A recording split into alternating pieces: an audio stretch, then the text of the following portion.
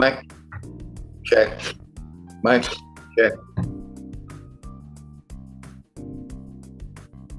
Yeah, we can hear you. Do you want to try again?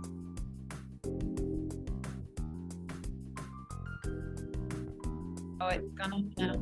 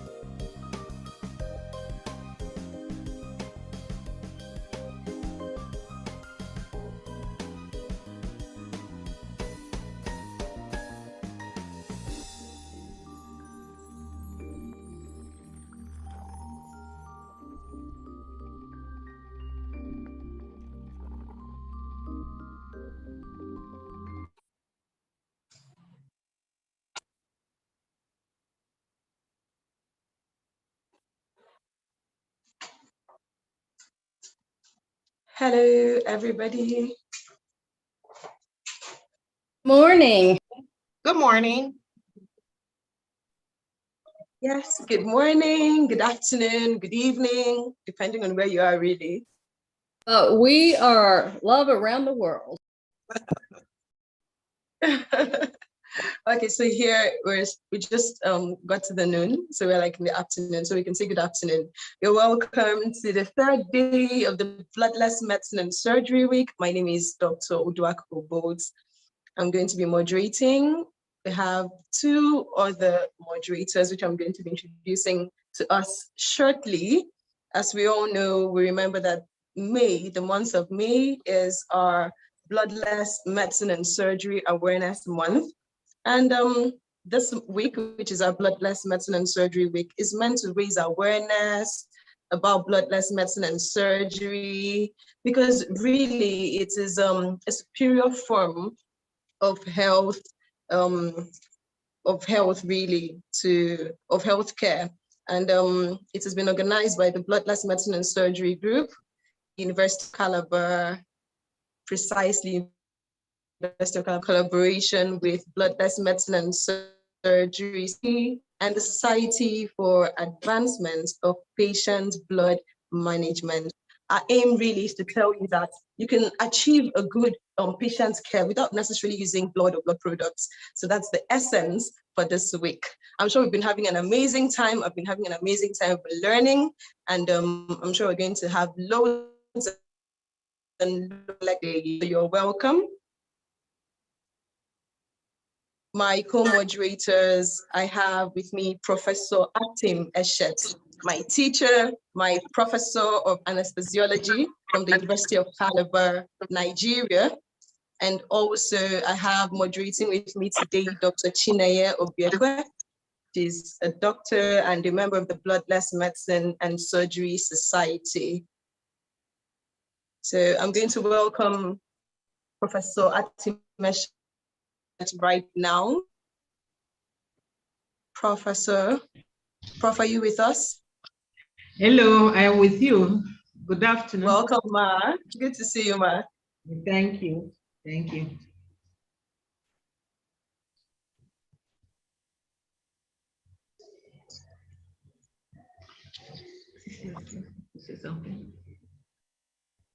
Hello, go ahead, I'm done. Okay, Prof is going to be reminding I'm around with you. So thank you. Okay, Sorry? all right. So we had a poll on Monday that showed that this webinar is attended by so many participants from all continents of the world. We had Africa, we had Europe, the United States of America, you know, we had Australia, but we did not have representatives from Antarctica. So we are representing the world really, and we are going to work on Antarctica. The program today will feature 3 keynote speakers, 3 seasoned clinicians and international speakers. But first of all, before we get to the first speaker of the day, we're just going to remind ourselves of the ground rules. So please, all questions should be placed in the question and answer box. If you have questions, please endeavor to drop them there and we'll attend to them at the end of the session. Please, we should endeavor to minimize the chat as much as we can during the talk so as not to distract other attendees and the speakers. And the program is also live on the Bloodless and Surgery Society YouTube channel. So please, if you have any difficulties whatsoever connecting to Zoom, you can search us, the Bloodless Medicine and Surgery Society on YouTube. And of course, you can have this experience from YouTube. Any other brought to us lecture really. So without any further ado, I'm going to be welcoming our first speaker for today. She is Dr. Queeneth Ndukwe-Kalu. She's going to be teaching us today on tranexamic acid, the why, the how, and the when. Dr. Queeneth Ndukwe-Kalu is an associate professor in the University of Calabar and a chief consultant anesthesiologist. My teacher at Teaching Hospital. She's a member of this distinguished lecture series. She's also on the committee of and faculty representative to the Faculty of Pharmacy. She's a past chairman, medical advisory committee of the University of Calabar Teaching Hospital. And she's also the current head of the anesthesiology department. She holds the fellowship of the West African College of Surgeons, diploma in anesthesia from the World Federation of Societies of Anesthesiologists. Dr. Kalu has a special interest in cardiopulmonary resuscitation and anesthesia quality and safety, intensive care, obstetric anesthesia and analgesia, as well as global health as it relates to anesthesia. She's the South-South Airway lead for the Society of Airway Management, the Nigerian chapter. Dr. Queeneth is well published and she's a member of several professional societies, including the Bloodless Medicine and Surgery Society and the Society for the Advancement of Patients' Blood Management. A mother of 2, Dr. Kalu is industrious, she's creative, she's hardworking, and she's a great motivator. She's intelligent, and of course, she's an amazing team player. Please, we're going to welcome right now Dr. Queeneth Kalu to take the first lecture. You're welcome, Ma. Thank you very much, Udwa, for that elaborate introduction. Thank you very much for acknowledging me as your teacher also. It's nice to have you on the other side of the divide. I want to greet everyone for joining, and I thank the organizers for having me. Good morning, good afternoon, good evening from around the world. It's nice to be speaking to a global audience. My task is simple with the topic tranexamic acid. Why, when, and how? I start by saying that I really have no disclosure, but I would like to state that I am a Christian of the Presbyterian denomination, and I work in a resource-challenged environment, and that is going to reflect in much of what I will say in the course of this presentation.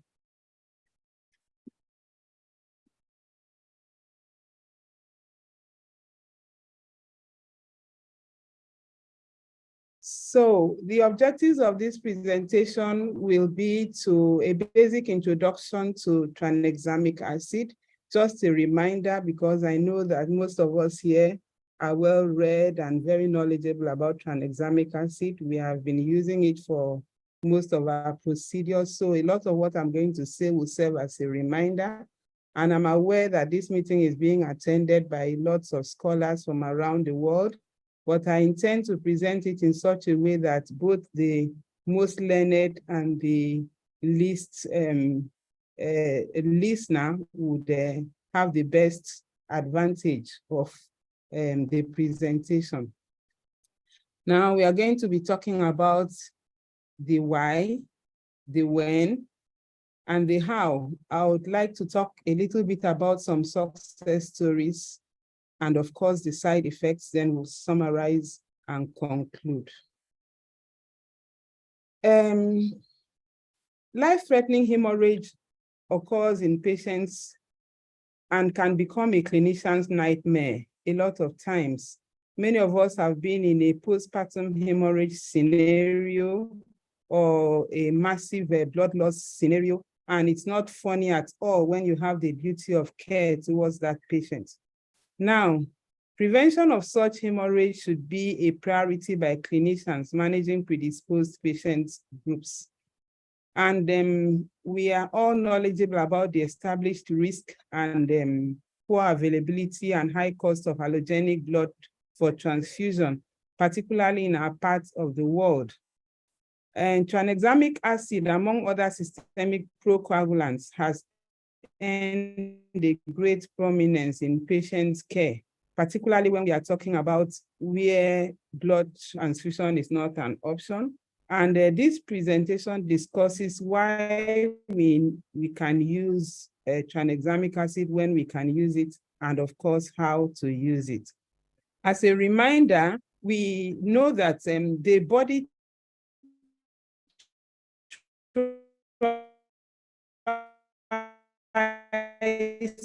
within Frank, bloodless medicine and surgery experts in Johns Hopkins Hospital. He talks about keeping blood within the patient.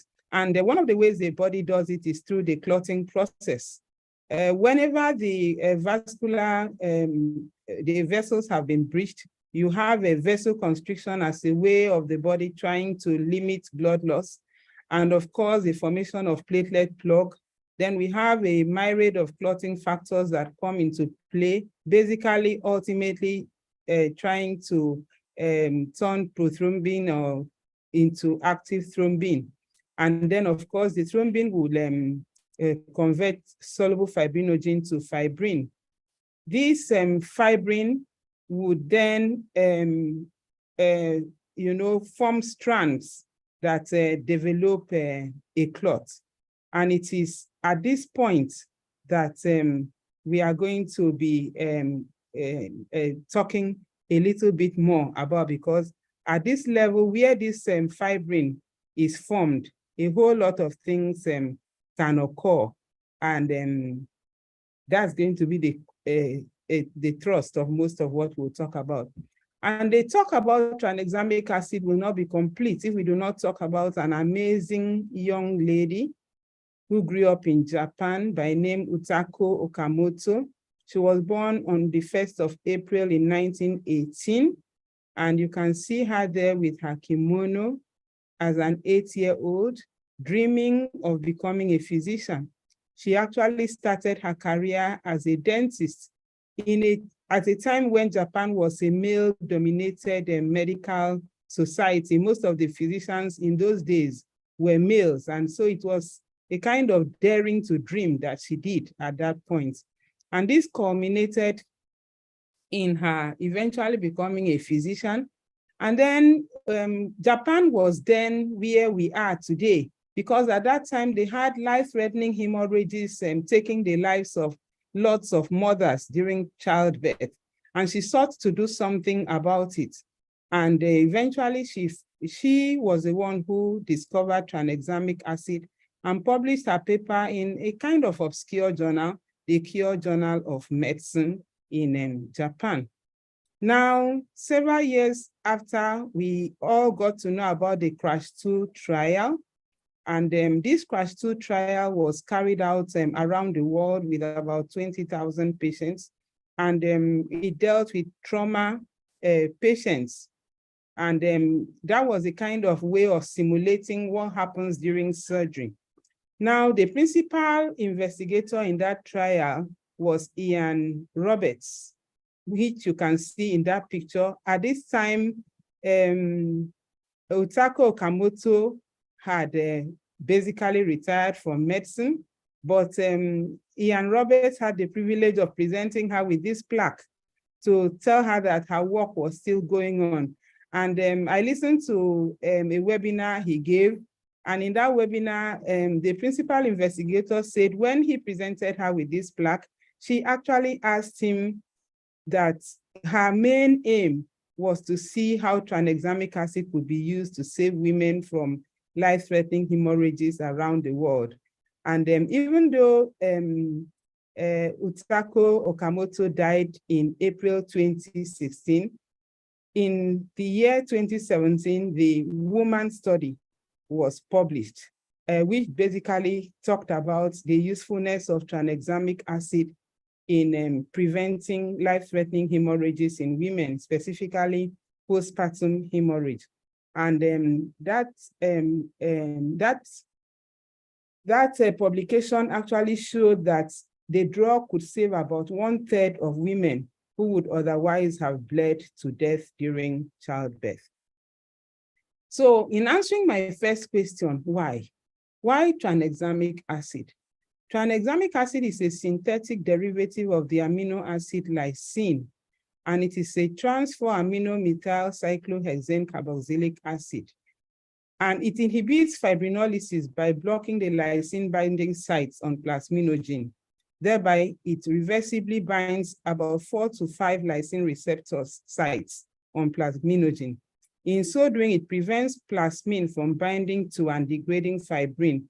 Therefore, it preserves the framework of fibrin's matrix structure. It has about 8 times the antifibrinolytic activity of epsilon aminocaproic acid. Some publishers say about 10 times that's the effect of that. So this is what it does to the clot, as you can see in the picture on the right. Now, basically, what it is doing is that it works at this point, preventing plasminogen from inhibiting plasminogen from binding. So it binds to plasminogen and prevents its activation to plasmin.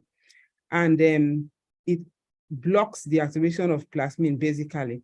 And then it also blocks fibrinolysis. It also by inhibiting the binding of plasmin, which is the active form. Now, ultimately, what all of these culminate to is that the clot is stabilized. And this is what it does rather than promoting new clot formation. So, in blocking fibrinolysis, stabilizing blood clots, it reduces bleeding. And again, like I said, quoting Steve Frank, it keeps blood within the patient. Why do we need to use tranexamic acid? In our resource-constrained environments for cost considerations. As I was preparing for this talk, I called one of our community pharmacists to find out the cost of tranexamic acid. And so this is the preparation of tranexamic acid that we have. And the injectable form, which comes in 500 milligrams per 5 ml, for those of us in Nigeria, comes at about 500 naira per ampoule, he said. And this other form comes in about 1,600 naira per 10 capsules. So you can do the maths. And this is in contrast to about 10 times the cost of blood transfusion. Again, the high prevalence of anemia. We have done a prevalence study on anemia in the perioperative patients. And in our environment, we found a very high prevalence of anemia. Using the WHO definition of anemia, we had about 54.9% prevalence of anemia in surgical patients, preoperative anemia in surgical patients presenting in our facility for various procedures. Again, why do we need to bother about tranexamic acid? It has been demonstrated in the CRASH study. Both the CRASH study and the woman study that I earlier referred to demonstrated a 1/3 reduction in bleeding among patients where it was administered. The CRASH study being among trauma patients and the woman study being among patients with postpartum hemorrhage. If we look at the pillars of bloodless surgery, it talks about optimizing the hematocrit, minimizing blood loss, optimizing tissue oxygenation, and supporting physiological tolerance of anemia. Now, if a patient is presenting to us, as they often do, a day before surgery, for those of us who are anesthesiologists, we may have lost the chance of optimizing the hematocrit, but we can minimize blood loss. And this is one of the places where tranexamic acid comes into play. And that quickly brings me to the second question I have to answer this afternoon. It's afternoon where I am. I know it may be morning where you are. So what are the indications for the use of tranexamic acid?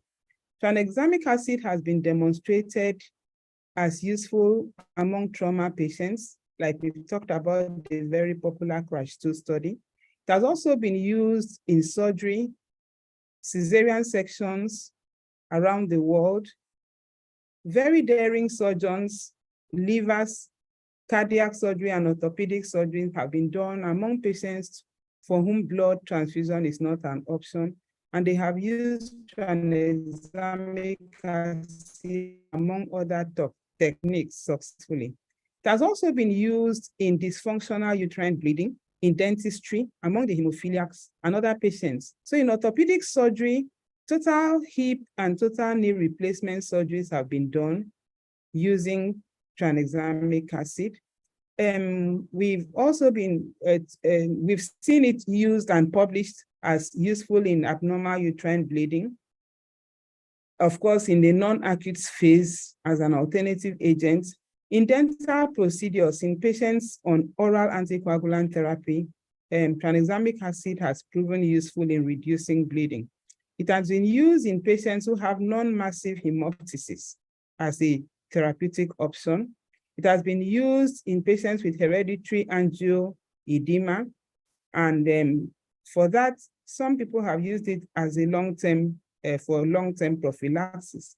It has also been used in intracranial hemorrhage associated with thrombolytic treatment. It has been used perioperatively to prevent blood loss and to reduce blood transfusion, as mentioned earlier, including in cardiac surgery. It has also been used in spinal surgery. So how do we administer tranexamic acid? Tranexamic acid can be administered intravenously, orally, topically, and inhalationally. Intravenously, it is incompatible with blood and penicillin, but it is compatible with most other solutions, water for injection, normal saline, ringers, dextrose water. In preparing it, the solution should be prepared the same day that it will be used. And it should be diluted in a single dose with 50 mL of either normal saline, ringers lactate, or dextrose water. We should avoid rapid infusion. And if it has to be kept, the temperature in the operating room or wherever the care is being given should be at about 25 degrees Celsius.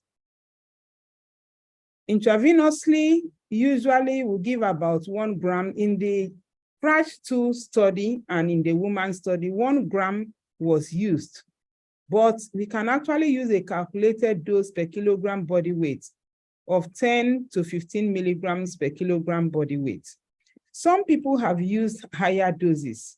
I have seen as high as 100 milligrams per kg in the literature, but the higher the dose that is used, the more the life-threatening complications that can be encountered. So when it is given, it should be in the perioperative period, it should be administered before skin incision at a rate not exceeding 100 milligrams per minute. So generally, you give it over 10 to 30 minutes.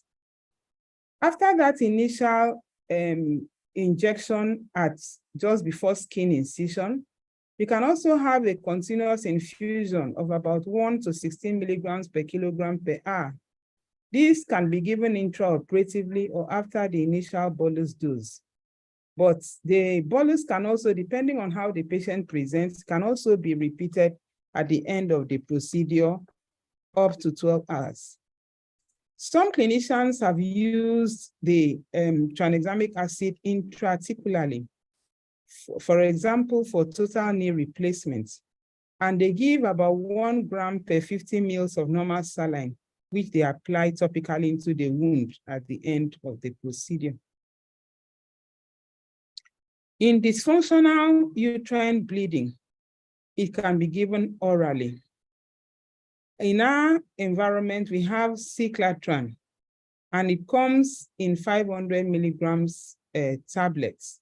So 1 to 1.5 grams can be given up to 3 to 4 times daily for about 5 days during the menstruation. In other environments, they have Listeria, a preparation that is about 650 milligrams per tablet. And so it is given 2 tablets 3 times a day. So that gives you about 3.9 grams daily for up to 5 days during the menstruation.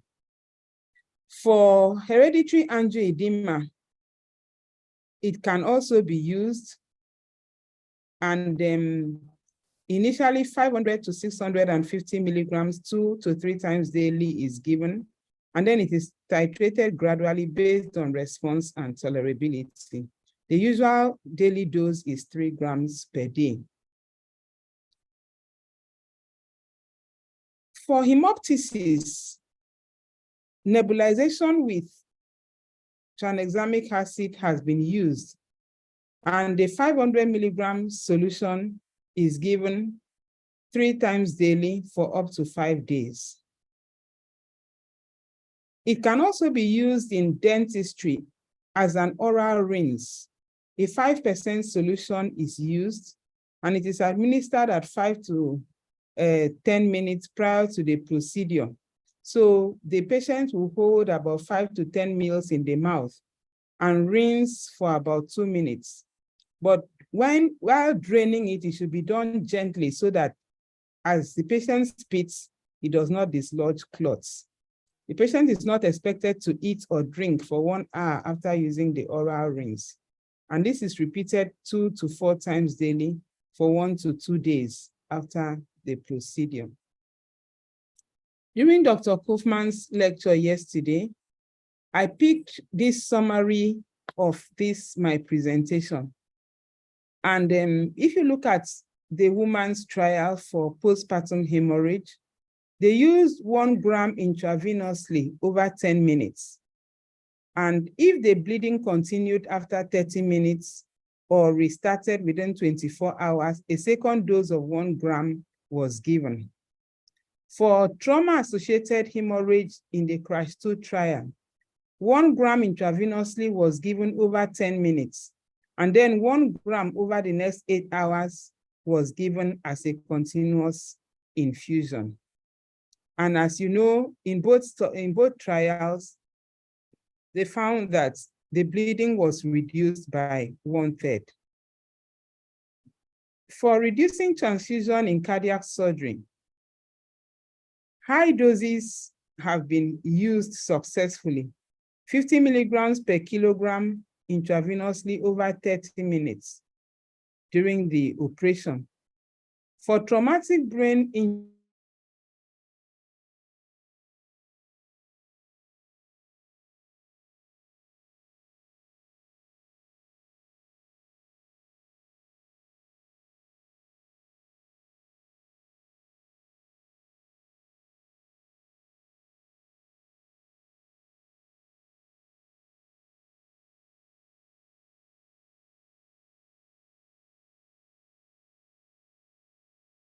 injury 1 gram over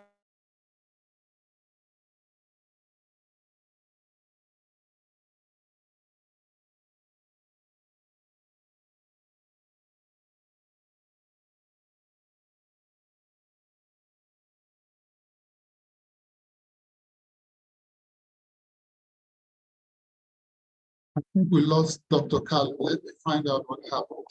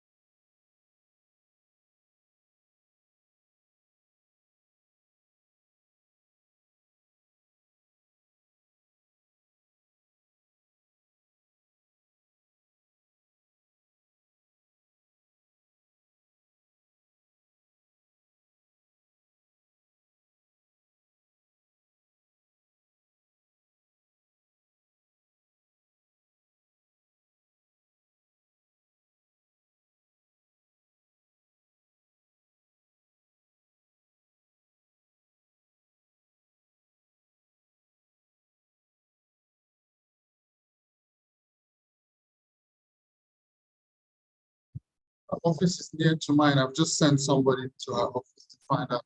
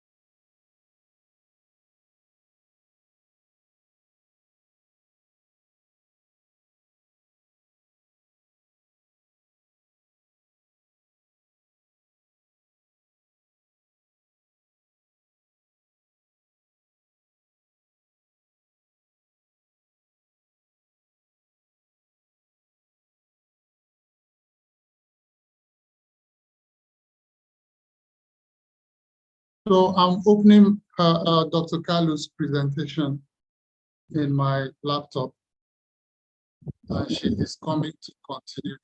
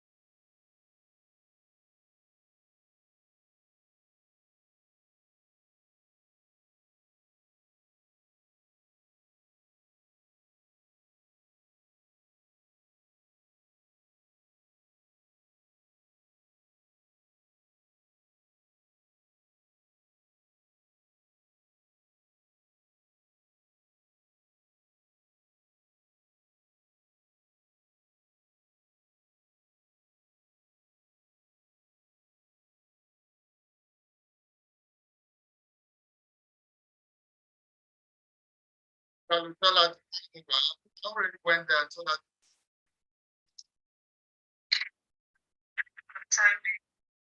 You can say something, just make some announcement that they know that there's a talk that was supposed to be on renal dialysis. It was supposed to be tomorrow, so it's gonna come up on Saturday. It's bloodless renal dialysis. In fact, person to just keep saying something. Tell them Dr. Kalu is coming. I don't understand why she's not here now. I've been to her office and come back. I said, just abandon everything.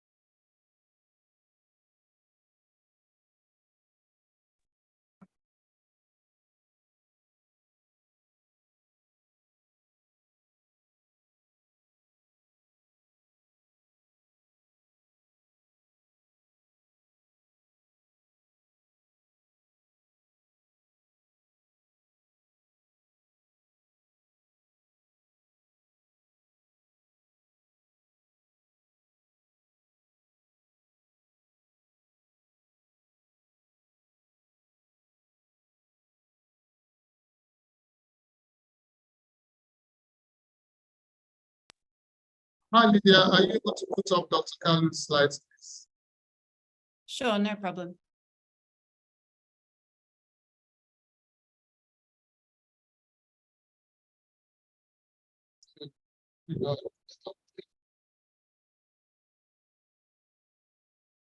Okay. Do you have any idea where Dr. Kalu stopped, Lydia? Or where the connection went off? I think it was here, right? TXT regiment. Yes, just here. Yes, it was here. It was here she stopped. All right. So you can put it in presentation mode.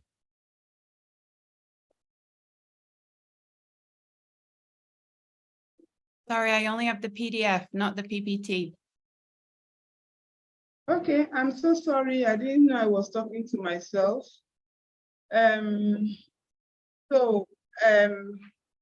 This is a summary of some of the indications for the use of tranexamic acid. I have discussed that it has been used in the woman trial for postpartum hemorrhage. It's been used in CRASH-2 trial for trauma patients, and at the doses shown, it has also been used successfully in cardiac surgery, in traumatic brain injury, in heavy menstrual bleeding where the oral preparations can be used. It has also been used in the TISH2 trial for intracerebral hemorrhage. For hemoptysis, it has been used. It has been used topically for total knee replacement surgeries. And for epistaxis, it has been used topically with a cotton gauze soaked with the injectable form. And it has also been used in melasma and hereditary angioedema, prophylactically in the hereditary angioedema. Now, the CRASH-2 study and the woman trial specifically demonstrated how it did. Can I have the next slide, please? Okay, so these studies orthopedic in total knee arthroplasty, there was a prospective randomized controlled trial that showed a significant reduction in blood loss with minimal side effects. We also had reports of cesarean section study, a double-blind placebo-controlled randomized clinical trial. And I can say that in our environment, we have recorded a lot of successes using it during cesarean section and myomectomy. As a resident in this hospital, I remember that it was almost routine to transfuse patients during myomectomy. But now you can count on one finger how many patients are being transfused because we are using tranexamic acid alongside other procedures, limit blood loss and of course keep blood within the patient. And in coronary artery bypass graft surgery, it has also been used successfully. So lots of surgeries are being done and a lot of people are increasing the frontiers on a daily basis. Next slide, please. So we looked at 112 tonsillectomy patients here in our hospital and divided them into two groups of 56 each. And one of the groups received tranexamic acid while the other did not. This was one of the research work done by one of our residents here. And although no patient needed transfusion, we routinely hardly transfuse our tonsillectomy patients. And in all my years of practice, I have not seen one post-tonsillectomy bleeding, fortunately, in our environment. But I think it's also partly because we take all of these precautions. And in our findings, we also saw that there was significant reduction in blood loss in the tranexamic acid. Next slide, please.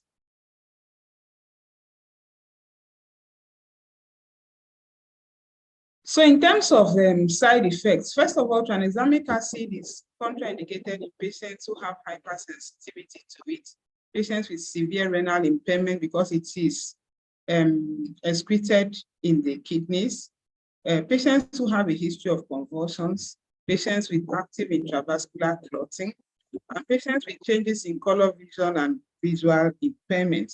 Although for that last finding, it is very high doses that give rise to that side effect.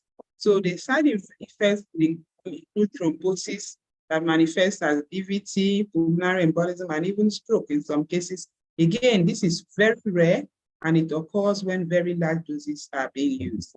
Nausea, vomiting, giddiness, hypotension, particularly when intravenous injections are given rapidly.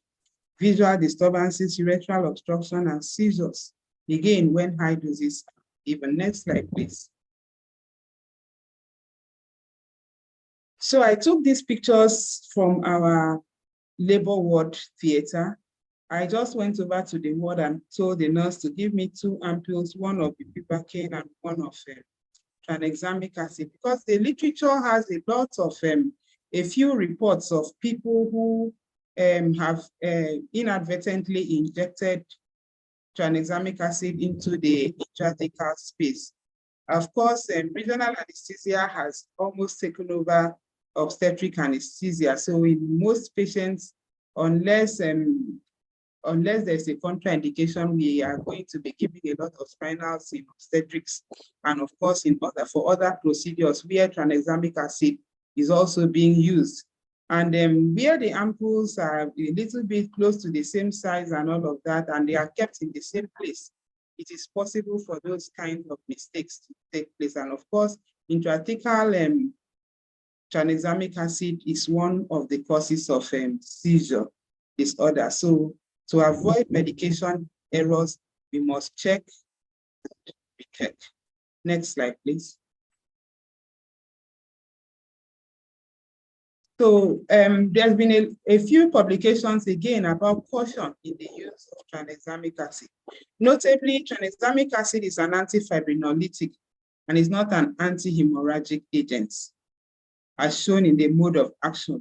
So the use of tranexamic acid evidently reduces blood loss. The other pillars of patient blood management, or in this case, bloodless medicine and surgery, should be adopted as appropriate. And I know that has been variously discussed in the course of this webinar. A multimodal approach is advocated. There must be a balance to avoid promoting its indiscriminate use, and both for prophylaxis and in therapeutic scenarios. Next slide, please. So in summary, tranexamic acid is a potent antifibrinolytic, which has been shown in several multi-center studies to reduce blood loss. This is why, that's my first question, it is recommended as part of a multimodal approach in patient blood management, as well as for patients who opt for bloodless care. It can also be used in the medical and surgical patients, and the benefits have been demonstrated as discussed in dentistry, orthopedics, cardiac surgery, obstetrics, and several others. And this is when blood loss needs to be minimized. So I've answered the question of why, and I've answered the question of when. And of course, it should be given before the procedure, example, before skin incision in the perioperative patient, in the surgical patient. In the trauma patient, it should be given within 3 hours of trauma. And sometimes it may need to be repeated as an infusion during the procedure, as well as within 12 hours of ending the procedure. So how should tranexamic acid be given? Particularly when we are giving intravenously, we should give it slowly, not more than 100 milligrams per minute, but mostly within 10 to 30 minutes, we are giving the 1 gram. It can also be given orally, including as a mouth rinse for dentistry procedures. Next slide, please.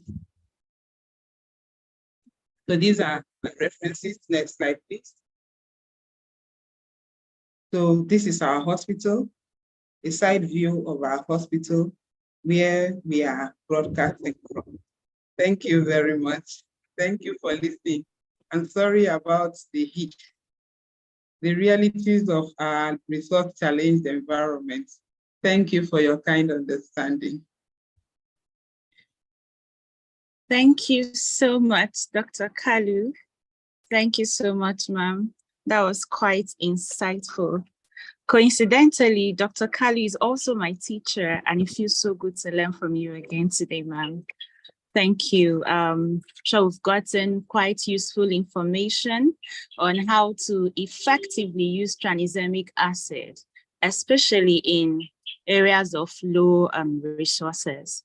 So I'll be introducing our next speaker.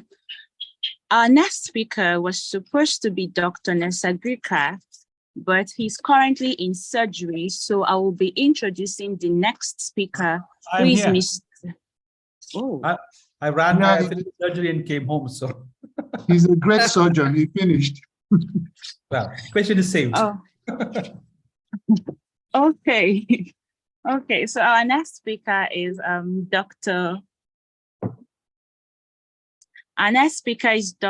Prahu Nesagripa, who is a senior consultant in GI and peritoneal cancer surgery, bariatric surgery, and advanced endoscopic surgery at HCG Hospital, Bengaluru.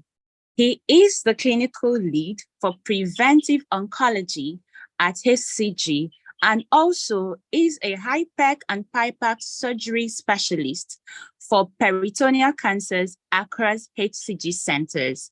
He specializes in GI cancer, from organ-preserving endoscopic surgery to robotic surgery.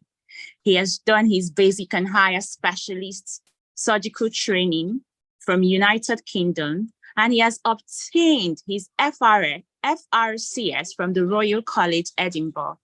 He also has a master's in medical education from Keele University and an MD in research from Cardiff University. After obtaining his CCT, he subsequently moved to Singapore and worked in National University Hospital as an associate consultant in GI surgery. During his stint in Singapore, he gained further specialist experience in gastric cancer surgery. At Seoul, South Korea, he has won many accolades, including the Young Investigator Award at ESOT Congress Belgium and fellowship awards at Japanese and Korean Gastric Cancer Congress. So we welcome Dr. Nesagripa to talk to us about topical hemostats, their types, and application in bloodless surgery. You're welcome, sir. So thank you for the kind invite to the BMHS group. So it's nice to see all the familiar faces and be back. And I think there's more interest as well I can see on the group. So I'll start with my presentation. So apologies in advance because I just joined a bit late, but there's a bit of a surgery, so that's done now. So let me see if I can. Is visible now? Okay. Yeah. So yes, it's okay, sir. Yes. So thank you very much for the kind invite. So today my topic, which Nathaniel allocated, was topical hemostats, types and applications in bloodless surgery. That's my brief speaker brief. So I've been in UK, Singapore, and now I'm settled in India, where I'm originally from. My spectrum of things goes from oncosurgery, predominantly gastrointestinal peritoneal cancer, to bariatrics and then complex abdominal hernia surgery and endoscopic surgery. Who are we? So if you don't know HCG Hospital, we are a 25, now 26 cancer center chain across India, and also branches in Vietnam and also in Africa. So we are predominantly a cancer specialist hospital. So we don't do trauma emergencies or many benign network as it is. So this is my standard slide I put for all my talks for BMSS. So as you all are aware, for people who are joining in, students and other doctors, so BMSS is the provision of quality surgical care without the use of allogenic blood. This BMS is tailored to individual patient, incorporating MDT approach. The main idea is to achieve excellent clinical outcomes while maintaining patient rights. We all know the adverse effects of blood transfusion is well known in critical care, general surgery, and now it's gaining prominence in cancer surgery. So as you can see, there's a new recently systematic review which about blood transfusion, which showed that actually it not only increases post-op complications, but also increases your cancer recurrence rate. So nowadays when we operate on hemoglobin of 9 or 10, and we just maintain that throughout our surgery and post-operative period. So again, I'm just giving a brief background about the BMSS work we are trying to do as well. So as you all know, these are the 4 pillars of bloodless medicine surgery. 1 is optimizing the hematocrit. 2 is minimizing blood loss, where we as surgeons usually come in more often. 3 is optimizing tissue oxygenation. And 4 is lowering the transfusion trigger. So as you all aware, minimizing blood loss just not starts in theater, but preoperative with the anesthetic planning. You all know the trauma triad of death, which is very important. How the blood loss increases if you have coagulopathy and temperature problems. Similarly, so where we come in is more on the intraoperative techniques as minimizing blood loss. So hopefully some people can take some message from what we're trying to say. Obviously, these are the 4 things I'm going to talk about briefly. Obviously, the 4th one being the topical hemostat, which is the subject of topic. Briefly about the lab surgeries, the energy devices, and the length of surgery, which all have been shown to increase blood loss. So before we starting about topical hemostats, we just have to aim to say how we can reduce blood loss in surgery. So now the evidence is overwhelming. So any surgery, either laparoscopic or robotic, has been shown universally to lead to decreased intraoperative blood loss compared to open surgery, and then decreases the need for blood transfusion. So this is already proved in colon cancers, gastric cancers, and now even coming into HPV cancers. The next thing which we usually employ is the energy devices in our surgical technique. So from the olden days of just knife and sutures, now we have gone to radio frequency, bipolar, monopolar, and now we're using harmonics, ligashores, or thunder beats. They're all ultrasonic devices which help in reducing the blood loss, makes the surgery much more quicker. So the main idea for all these 2 techniques is to reduce the length of surgery, because we all know that any increased length of surgery is directly related to the increased blood loss and fluid shifts. It also affects the surgical fatigue and decision making and post-operative recovery. So the building up to the topical hemostat, the main idea is to suggest that whenever surgery is considered, lap robotic approach, reducing length of surgery, having dedicated teams, actually minimizes the blood loss of your surgery. And basically meaning that you just have to reduce the need for topical hemostats if you do all the right things. So as you can see, the techniques of maintaining hemostats in surgery, there are the mechanical techniques. I'm not sure how many surgeons are on the talk today. These are the usual things we do: pressure, sutures, staples, ligating clips, gauzes and sponge, which are the usual ones. Thermal techniques, which briefly spoke about. The chemical techniques, the pharmacotherapy are there, but obviously with GOS witness patients, you should be considerate of what to use and what not to use. And the last thing is the topical hemostats, which I'm going to briefly talk about, because this is one of the things we sort of not very oftenly use, but it does help in your major cancer surgeries as such. So as you may all be aware, topical hemostat, I have to give due credit to the SABM group. There is a very good PDF file about topical hemostats on their website. So some of them has been inspired by that in a couple of more papers. So just before you understand about the topical hemostat, just back to basics, going back to medical school. So why does bleeding happen? So if you have vessel injury, how does your body react? The first is the vasoconstriction. Your blood vessel shrinks to reduce the blood flow. Then you have a platelet plug, and then you have fibrin formation. So the primary hemostasis is what we call. So whenever you have a bleeding, the platelet plug comes and it forms a soft platelet plug, and that actually reduces your bleeding. The secondary hemostasis is where the fibrin mechanism kicks in. You have a strong fibrin clot, and these all lead to the stable hemostatic clot. So all hemostats are trying to achieve, or any technique is trying to achieve, is to form a clot and reduce your bleeding thing. This is again the coagulation cascade, which you all will learn in the maybe first year of medical school. The intrinsic pathway, the extrinsic pathway. And the whole idea is the whole coagulation cascade leads to the bottom, where the fibrinogen converts to fibrin, and that stabilizes in the fibrin clot mechanism. So coming to the classification of topical hemostats. So how do we classify the topical hemostats we use? One is the mechanism of action. There are factor concentrators, procoagulants, and mucoadhesive agents, or by the material sources. So those are the 4 listed types that we know of. But I want a surgeon to keep simple. So either they're called passive hemostatics or active hemostatics. So I'll briefly go through these quickly. This again, I had to research myself when I was doing this paper. So mechanism of action, there are 3 basic types. The factor concentrator means it's a water absorbing substance. It basically thickens the blood, activates the coagulation factor. The procoagulants, as you know, in the intrinsic pathway, the extrinsic pathway kick in and stop it. And the mucoadhesive agents like the gel and the glue which we use, which all 3 contribute as a topical hemostat mechanism. Now, this is a long list of material sources. Again, the references at the end.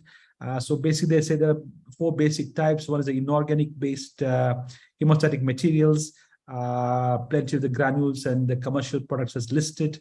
The polysaccharides one, again, we don't use this much, but again, the starch and the cellulose components, we use routinely. Surges as one of the most commonest used worldwide. Coming to the biologically derived homeostatic materials, they are the thrombin-based and the fibrinogen-based. Again, the more common ones are the TCLs, the Avicels, which people may be used to, or the surgery flow and the gel forms.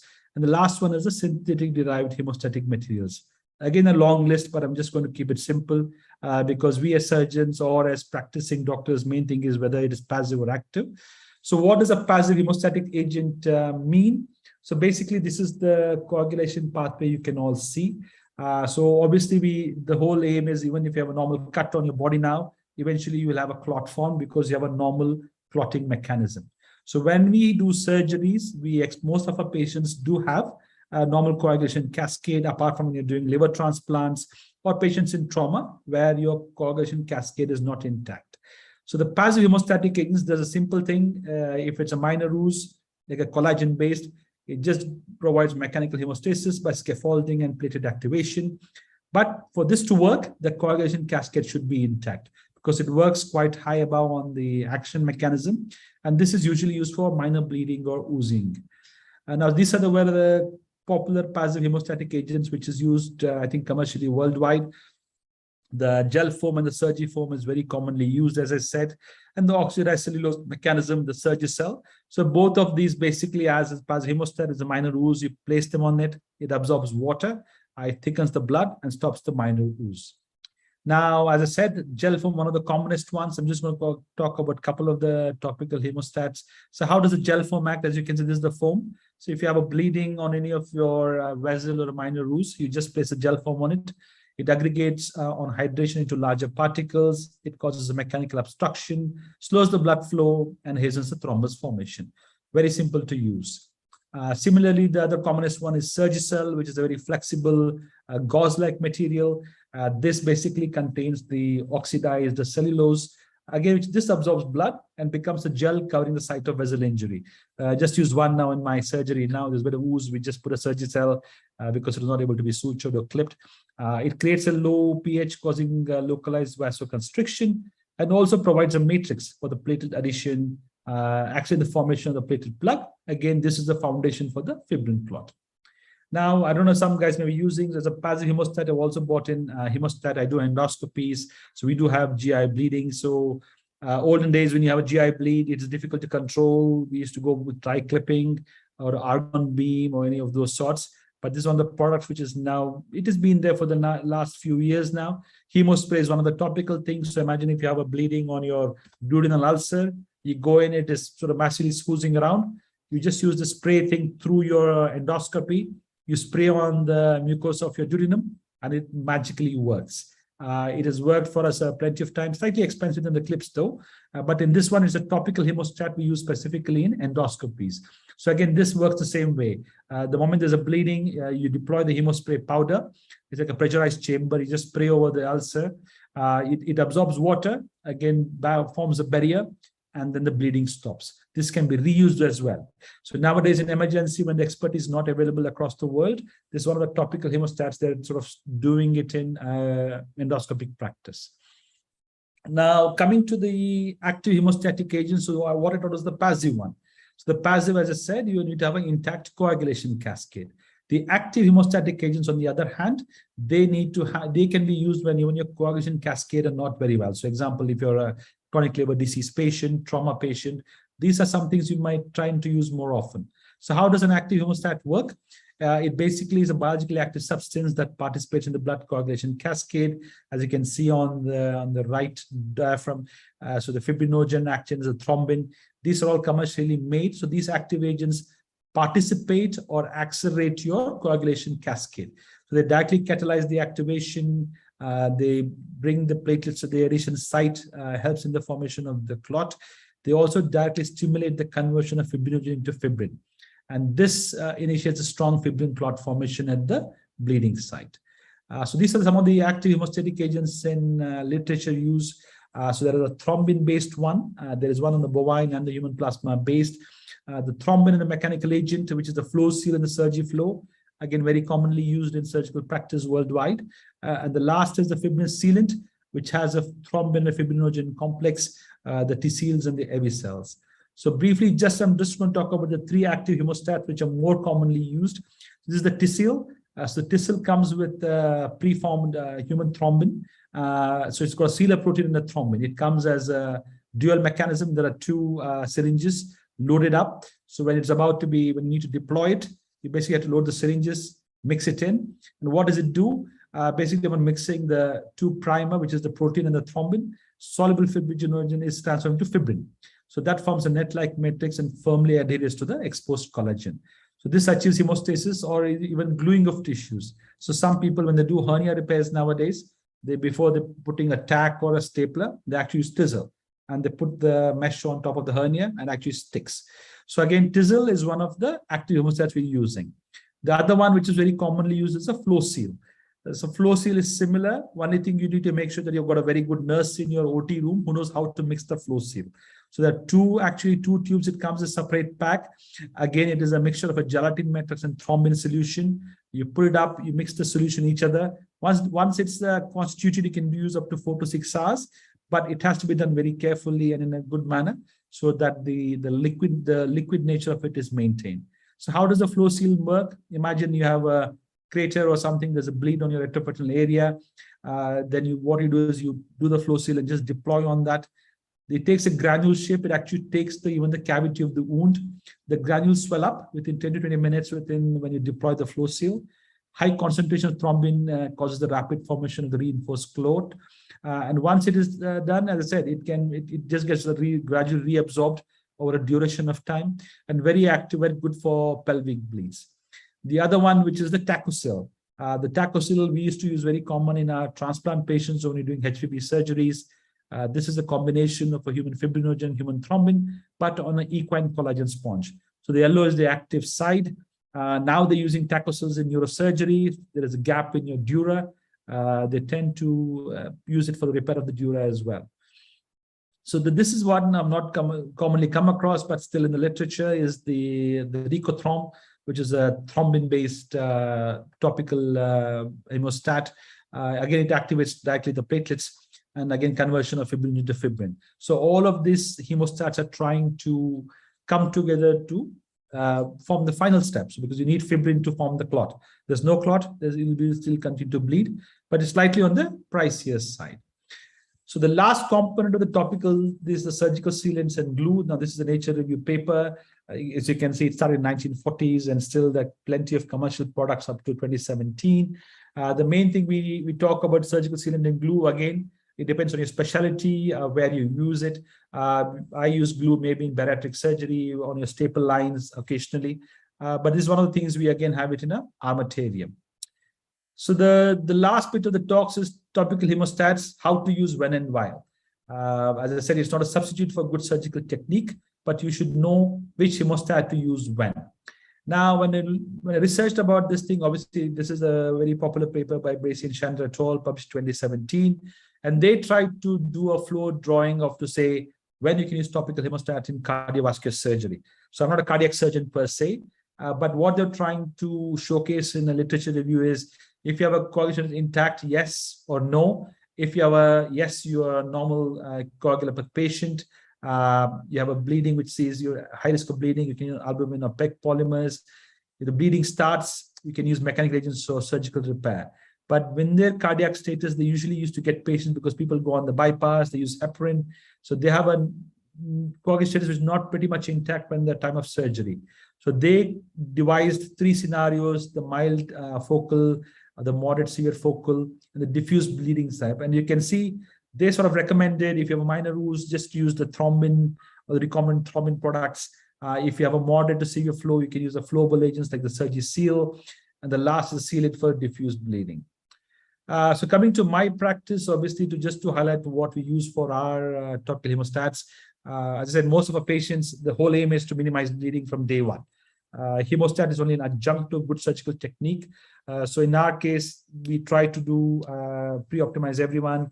So the anemia is optimized preoperatively. The clotting parameters are looked into. We do use the embolizations. If you have complex retroperitoneal tumors, pelvic tumors, we prefer to embolize them preoperatively a day before. So that decreases the bleeding intraoperatively. Because I'm a GI cancer specialist, we always do radiation therapy, especially for esophagus and rectum, and that actually reduces bleeding as well. And if you're doing any surgeries on alcoholic liver disease or chronic liver disease patient, ensure you get a good input from your hepatologist for liver optimization. As I said, basically optimizing all you can do to do that. So in my practice, all patients of GI cancers or pituitary cancers go through pre-op optimization and prehabilitation, embolization, as I mentioned about. So all our patients are default laparoscopic or robotic approach as a standard setup. Only if I do a CRS or hypex surgery, they go for open surgeries. Again, this is again in the second pillar to minimize your blood loss. We have ligature, harmonic, and cautery as a standard. It may be luxury for us, but may not be available worldwide. But if we can get holds on them, they actually accelerate surgery, reduce the blood loss. All our major blood vessels are ligated with hemolocks and ligatures. We all have VRAS protocol. As I said, our transfusion rates are less than 5%. In India, in our practice, obviously, there's not much GWAS weakness as such, but we are trying to practice bloodless medicine. Our baseline hemoglobin for all of our patients are 10. We go for surgery on 10. They go home on hemoglobin of 9, and they have no issues with that at all.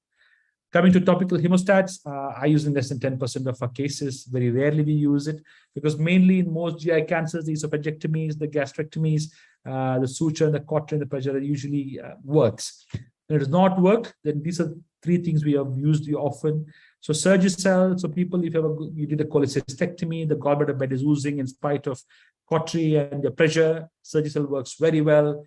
Splenic surface injuries when you're doing your splenic flexion mobilizations, pancreatic surface ooze, lymphadenectomy around major structures. So if you have doing esophageectomy around my trachea or the subclavian area, I don't want to take diathermy anywhere towards the airway pipes.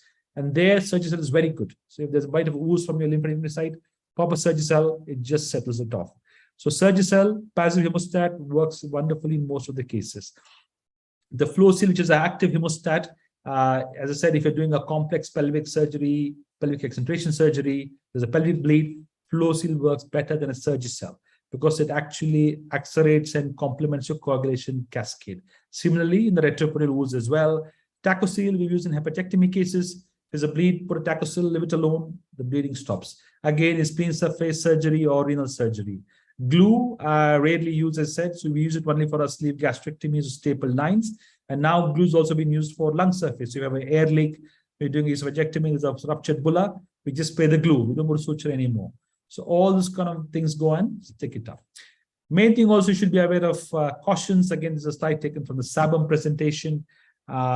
Please, if you're doing it in especially GHOS patients, do check with your patients which is safely acceptable, not acceptable, because there are human thrombin derivatives, there are animal thrombin derivatives. So that's very important to know. So please refer to SABM website for further details. Again, from them, so again, be cautious. There are many which are from animal origin. So if you have something from a beef or a pork, you can, so your Muslim patients may not want to be used. So be careful about which is the origin of the source before you use it. So in any major cancer patients, we always try to see if they have allergic to or avoid any derivatives which they don't want to. Main thing is cautious. Main thing you need to understand, hemostats are not intended as a substitute for a sound surgical technique, and proper application of ligatures or other conventional procedures for hemostasis is important. Main thing with any FlowSeals or any the thrombin products, do not inject or place into blood vessels, and do not aspirate directly into cell saver devices. So if you're using a cell saver, I would say don't use any of the active hemostats because that will go and clog up the system, and the cell saver becomes a bit redundant from that point of view. So if you're wanting to use, you just use a passive hemostat like a gel form or a Surgicel, but not the active hemostat. Now, future perspectives, there is plenty of research evidence going along as to what they could do. So there are a couple of papers I've had at the end. Now, these are all studies happening in animal models where they're making bleeding on the liver, and they're not even suturing it. They're just placing the hemostat on it, and that all stops bleeding. I've just used a couple of examples. On the right, you can see the amount of trials that are being used at the moment across the world in all specialty of surgery, from orthopedics to general surgery, to neurosurgery, all trying to see if they can use more hemostatic products. Because the moment there's a bit of a blood loss, it increases your length of surgery, the vision becomes very poor. So all are trying to see if we can reduce the blood loss the moment it starts. So that is the main thing. So to conclude, topical hemostats are useful adjuncts for hemostasis in surgery. But for me, the main thing is please plan your surgery, surgical planning, and intraoperative anticipation. It's the most important thing, because that reduces your bleeding risks. Beware of bleeding close to airways. So especially anything in the airway pipe, thoracic surgery, Please don't use diathermy because the tracheal injury is very unforgiving, and also be closure of diathermy in your veins and blood vessels. Choose the right topical hemostat for the right occasion. That's why it's very important to know what is a passive, what is an active, which do you use when. Because if you use in the right way, it's just going to help, it's going to work. And know the product details before use. You don't want to end up in a medical legal case to say you used a pork-based hemostat on a patient, they'll catch you out for that. These are my references. As I said, they're good reading on the SABM website, a couple of papers which I highlighted. And thank you very much. Hopefully, I was okay on time. Thank you.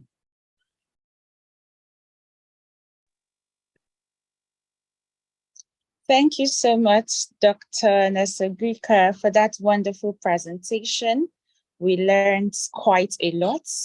And yes, I'll be introducing our next speaker for today.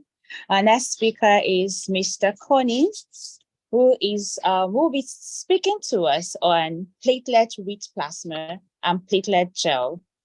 Mr. Connie is the founder and president of Comprehensive Blood Management for the past 20 years. His company specializes in blood management intraoperatively. Gary is from Wilson, North Carolina, and graduated from the Medical University of South Carolina in 1994 with a degree as a cardiovascular perfusionist after serving 5 years active duty in the United States Navy. He is a certified and licensed clinical perfusionist, a perioperative blood management specialist, as well as a certified autologous blood therapist. Gary also serves as an assessor for the Association for the Advancement of Blood and Biotherapies for the standards for perioperative autologous blood collection and administration. Gary has a tremendous amount of experience and passion for blood management and regenerative medicine, and he enjoys sharing his knowledge and experiences with others. He is married with 2 daughters, and he is an avid outdoorsman. So we're here today to learn from his knowledge, and it's a good thing that he enjoys sharing it. So please, let's welcome Mr. Connie as he speaks to us about platelet-rich plasma and platelet gel. Mr. Connie, are you there? Yes, can you hear me?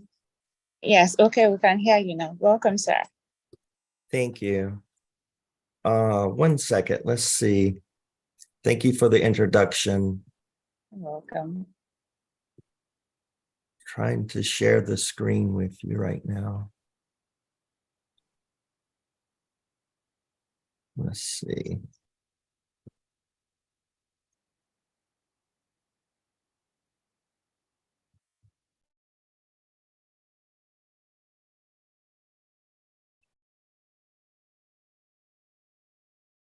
Okay, I believe here we go.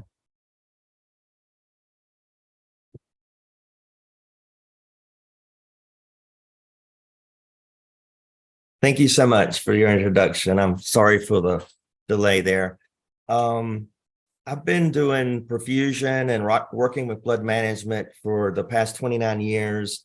Another area which we're heavily involved in is another type of autologous therapy called platelet-rich plasma or platelet gel. And today, I would like to share with you some of our experiences and the different types of surgery where we can use this autologous product. So we also know that the platelet, all textbooks and references refer to platelets that state the function is to form the platelet plug. While that's true, there's much more to platelets than this. So they're keystone to hemostasis, major contributors to healing, both of tissue and bone. What is platelet-rich plasma and platelet gel? So both these have to do with the autologous product of taking whole blood, and they're similar in the only difference really is the platelet gel, you have additives added so it stays in place. So when you spray it on topically, it stays on the tissue or bone where you want it to be. So platelet-rich plasma is blood plasma that has been enriched with platelets as a concentrated source of autologous platelets and white blood cells. PRP contains several different growth factors and cytokines that stimulate the healing and soft bone. Here are some of the main growth factors that will be listed in any articles you read on PRP. There's platelet-derived growth factor, which helps stimulate cell replication. A very important one is VEG or VEGF, vascular endothelial growth factor, for angiogenesis, for neovascularization. So actually you can increase the blood supply to a certain area of the body by using this product with this growth factor. There's transforming growth factor beta, which helps with the bone and cartilage formation. There's epidermal growth factor, which stimulates primitive cells and enhances other types of growth factors. Insulin growth factor mediates growth and repair of skeletal muscle. And fibroblast growth factor, which stimulates myoblast and angiogenesis also. So platelet-rich plasma appears to be effective for preventing the growth of Pseudomonas and staph, and they have many bactericidal effects. The infection-fighting peptides of platelets are increased in direct proportion to the concentration of the platelets within platelet gel. White blood cells. So as the density of white blood cells is similar to platelets, white blood cells are concentrated along with platelets, and it's also called the buffy coat. The combination of white blood cells and platelet peptides further enhances infection-fighting capabilities of platelet gel. So a study at the Department of Orthopedics at West Virginia University looked at a new approach to prevent infections. They found that PRP had strong antimicrobial properties against bacteria like methicillin synthesis and methicillin resistant staph and strep. So the conclusion of this particular study was the use of PRP has the potential to prevent infections and reduce the need for costly postoperative treatment of implant-associated infections. Platelet-rich plasma inside a sternotomy wound reduces the incidence of sternal wound infections. This was a Journal of International Wounds and Cardiac Surgery Unit. They looked at, in group A, they had a control group that did a sternal closure without the application of PRP.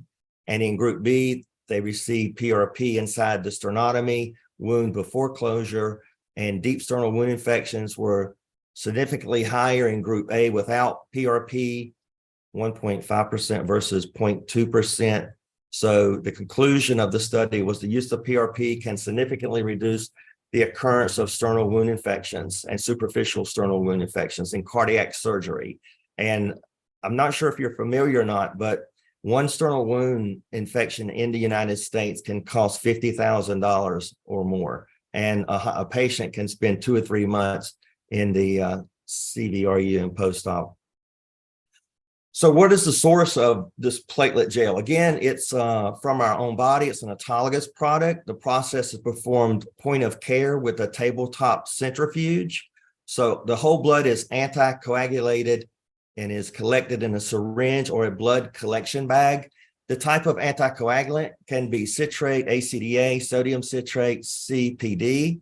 The process, depending on which machine we use and what we're trying to do, what type of PRP we would like to make, whether it's leukocyte rich or leukocyte poor, can take anywhere from 1 to 16 minutes, depending on the machine and procedure.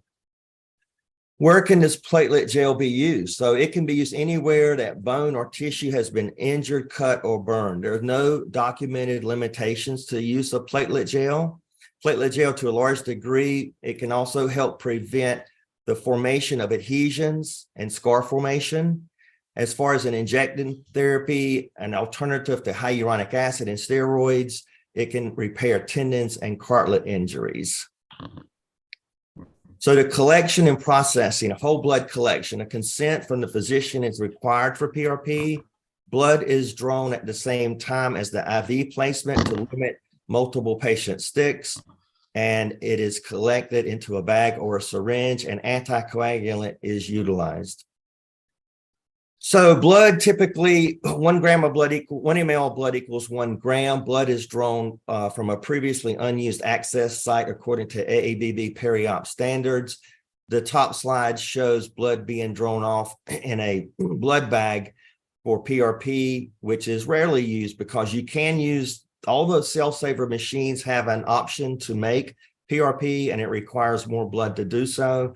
Today, small volumes of blood are utilized in typical 60 ml syringes to process and make PRP or platelet gel.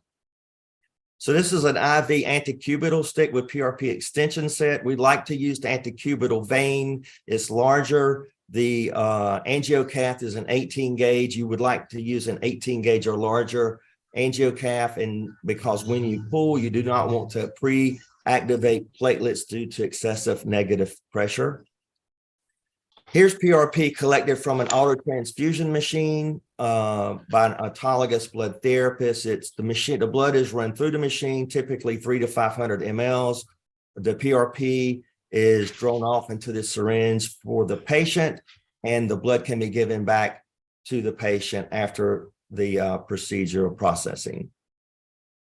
So what about the blood draw volume? How much blood do we need? So it's really going to depend on what we're doing. So in certain cases, if we're doing injection therapy for musculoskeletal injuries, if we have lateral epicondylitis, an Achilles tendon tear, if we're doing an injection of the knee for osteoarthritis, anywhere from typically 10 to 60 mLs for those cases, but we can draw up to 180 mLs for some of the tabletop machines, and 300 to 500 mLs of blood if you're using the autotransfusion machine, which is these days is very rare.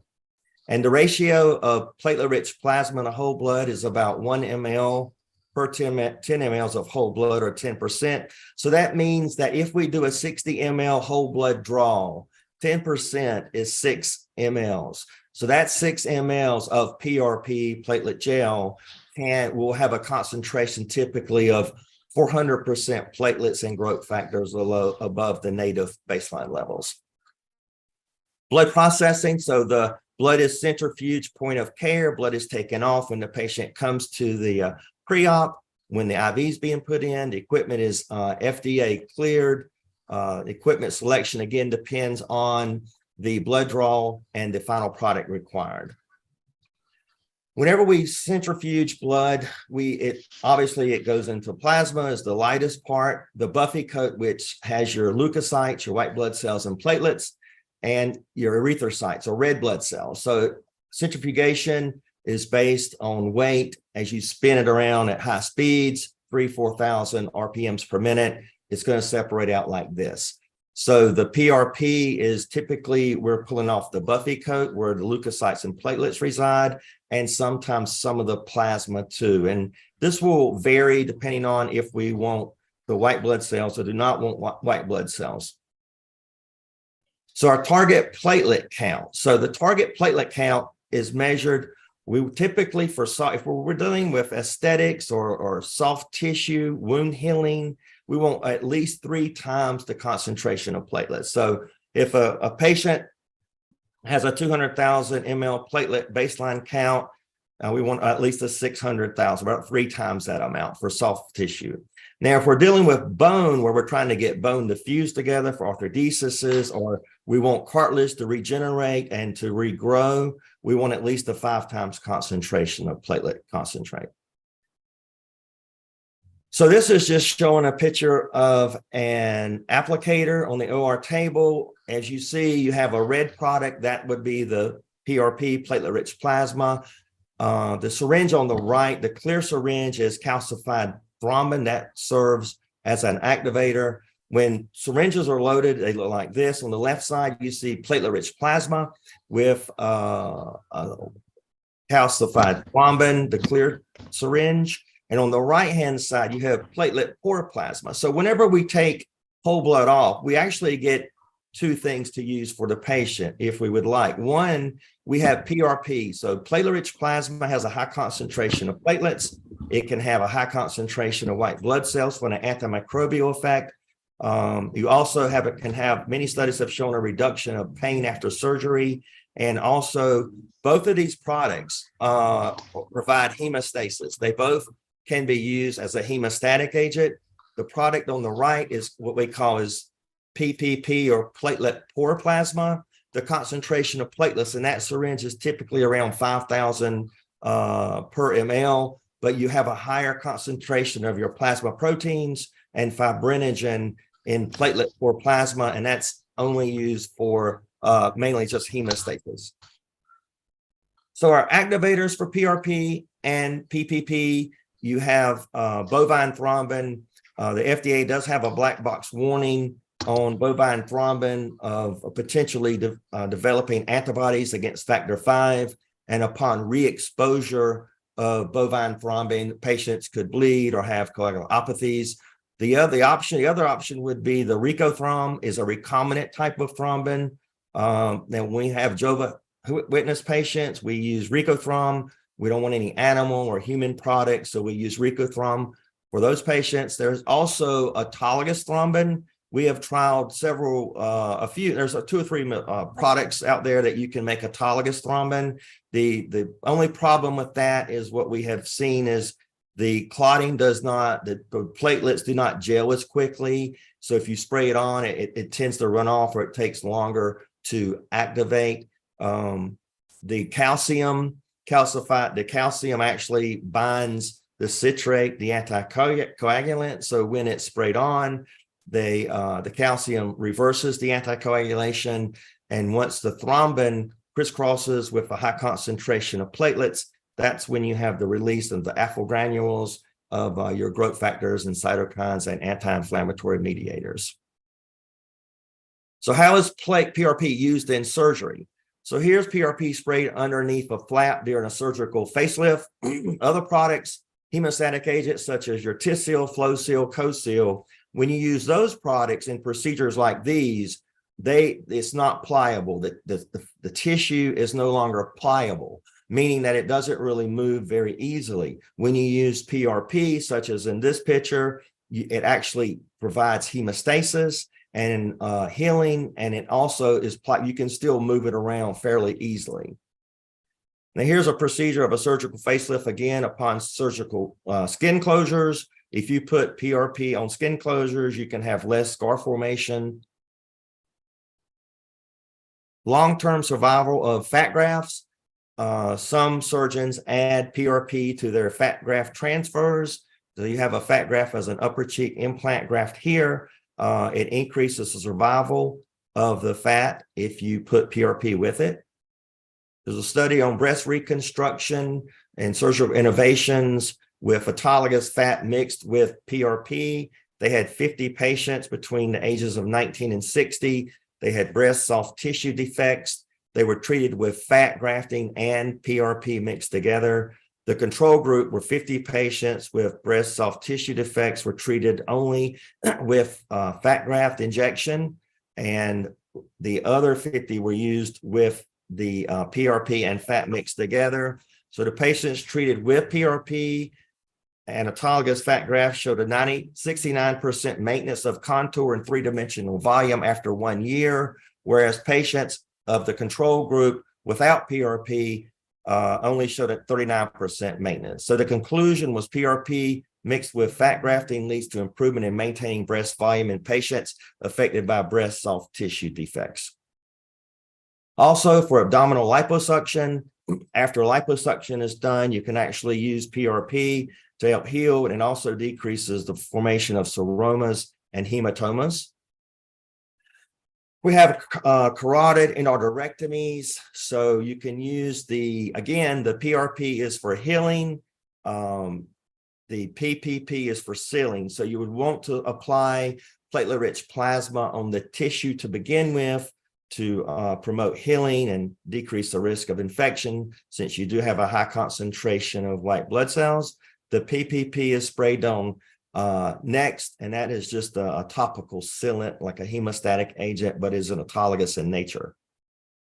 Here's PRP hemostasis achieved during body sculpturing following gastric bypass after weight loss. We also do robotic procedures. There are long 40-centimeter tips we can use for robotic gastric bypass, gastric sleeves. We use those also for robotic hysterectomies. You can actually put the PRP directly on the incision side or where the operation was performed to reduce scar tissue adhesion, reduce adhesions, to accelerate wound healing. And then you also can use the PPP or platelet-poor plasma as a hemostatic agent topically. PRP to free grafts works very well. Split thickness skin grafts, burn patients, you can use this. It causes the graft to adhere to the tissue more readily, and it's an autologous product. Total shoulder replacements, we can inject the PRP upon closure after the washout, after irrigation has been done. We would apply the PRP onto shoulder replacements to accelerate healing. Platelet gel applied to diabetic heel wound. Last year, the United States Medicare approved PRP for chronic diabetic wounds, 30 days or more, up to 20 applications, 1 application per week. So that is some very exciting news for chronic diabetics and wound care in the United States. PRP can be used for enhanced healing and the prevention of seroma formation. As you see, you have a lipoma extraction, and when you put PRP down in there, it actually can help seal and promote accelerated healing. PRP also can be applied for gallbladder and polyps removing. Both of these products, PRP and the PPP, platelet-poor plasma, provide hemostasis. The PRP has the advantages of a high concentration, again, of platelets and growth factors and cytokines to accelerate healing. Endoscopic knee repair, we actually do this in some of the ambulatory surgery centers, same-day procedures, where we do knee repair, knee shoulder scopes. Again, patients seem to heal quicker. Their range of motion is, they respond better with range of motion, and having very, very good results for endoscopic repairs. PRP is applied underside to a total knee replacement. We applied the PRP to any exposed bone or soft tissue. Once the first layer is closed on the subcutaneous layer, we apply the PPP, platelet-poor plasma, the yellow product for hemostatic for any oozing. There's PRP to an ankle reconstruction done.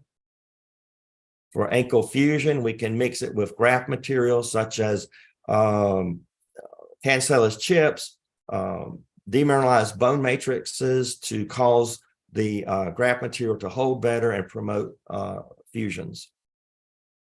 We also make bone logs sometimes for spinal fusions. As you can see, cancellous chips are in the center. We have PRP on the right syringe and the calcified thrombin on the left syringe. Those syringes are pushed down. They fill up the cancellous chip syringe, saturated. Basically, that's a bone log. We have cancellous chips on the left. We make a bone log. Those actually can be placed in the gutters for spinal fusions, and also can be placed in cages. So sometimes surgeons will pack the cages with allograft material or autograft material, and we can add PRP to promote healing and promote fusions. There are the bone logs for spinal fusions. That's a spinal reconstruction case with PRP impregnated within the bone grafts. PRP has been used for bone fusions for a good while. In the last few years, we've actually started doing bone marrow aspirate draws from the iliac crest, either the posterior or anterior, and we actually concentrate the mesenchymal stem cells to promote and to mix with the graft material like we do with the PRP. There's a lot of data out there. The cost is much less than a lot of the allo stem cell products that are used today and other types of products used for fusions. When a saphenous vein is harvested, PPP can be provided for hemostasis. The internal mammary artery is harvested off the intercostals, and as that's taken down, there's a lot of oozing and bleeding, and you can apply the platelet-poor plasma for hemostasis. Again, for sternal hemostasis and closure, that would be platelet-rich plasma applied to the sternum, and then they will be closed. Again, we're trying to prevent sternal wound infections, which are very costly and time-consuming for the patient. One of the first places that PRP was ever used in the mid to late 80s was in dentistry. And this is PRP applied to a third molar extraction. This way you can basically eliminate any dry sockets and you have hardly any pain after surgery. And there's a top coat of the platelet poor plasma just as a sealant sprayed on the top. And this is PRP with bone reconstruction of a draw. As you can see, there are cancellous chips there, and it's been mixed with PRP for diffusion. So the clinical relevance of treating chronic wounds with a nearly enhanced concentration of platelet-rich plasma. So this was in the advances of skin and wound care. The study they used for chronic non-healing wounds, 39 centers contributed to this registry. They had 285 chronic wounds. The wounds etiologies included diabetic, pressure, venous ulcers, disease, surgical or traumatic wounds. The results, a positive response occurred in 96.5 of wounds within 2.2 weeks with 2.8 treatments. In 86% of wounds, there was a almost 50% reduction occurred, and a 90% of wounds had a 63% volume reduction. So in conclusion, wounds, chronic wounds utilizing PRP gel can restart the healing process. Rapid treatment response was observed in 275 to 285 wounds, and the magnitude was consistently high. This is not a very clear picture, but this is a patient we did a few years ago. This gentleman came in, he was a 57-year-old diabetic, heel wound, is in the prone position.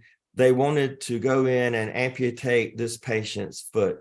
But before that, we suggested, why don't we just try the platelet-rich plasma? You know, we have nothing to lose. It's an autologous product. We can try and see what happens. So we went into the OR and we did a very aggressive debridement. That is the PRP sprayed on topically. The wound is wrapped up with a non-adhesive dressing. The patient comes back a week to 2 weeks later, and we look at the wound and determine if we're going to do another application. So this is 2 weeks post PRP application. As you can see, you have quite very nicely pink tissue granulation formed. And we did another application at that time. This is after the third application, the same wound, 8 weeks post after our third application.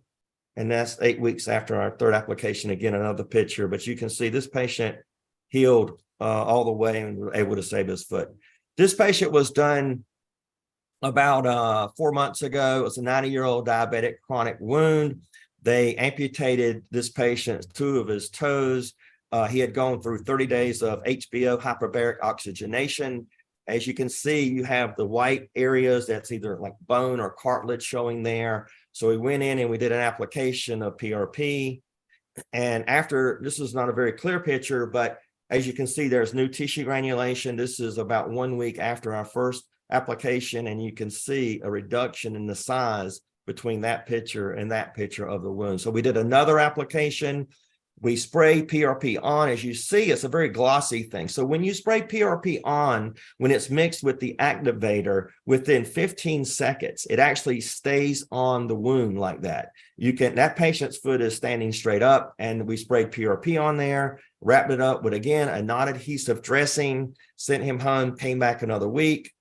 And these are 5 weeks out, and then 7 weeks out, he had complete healing of his foot.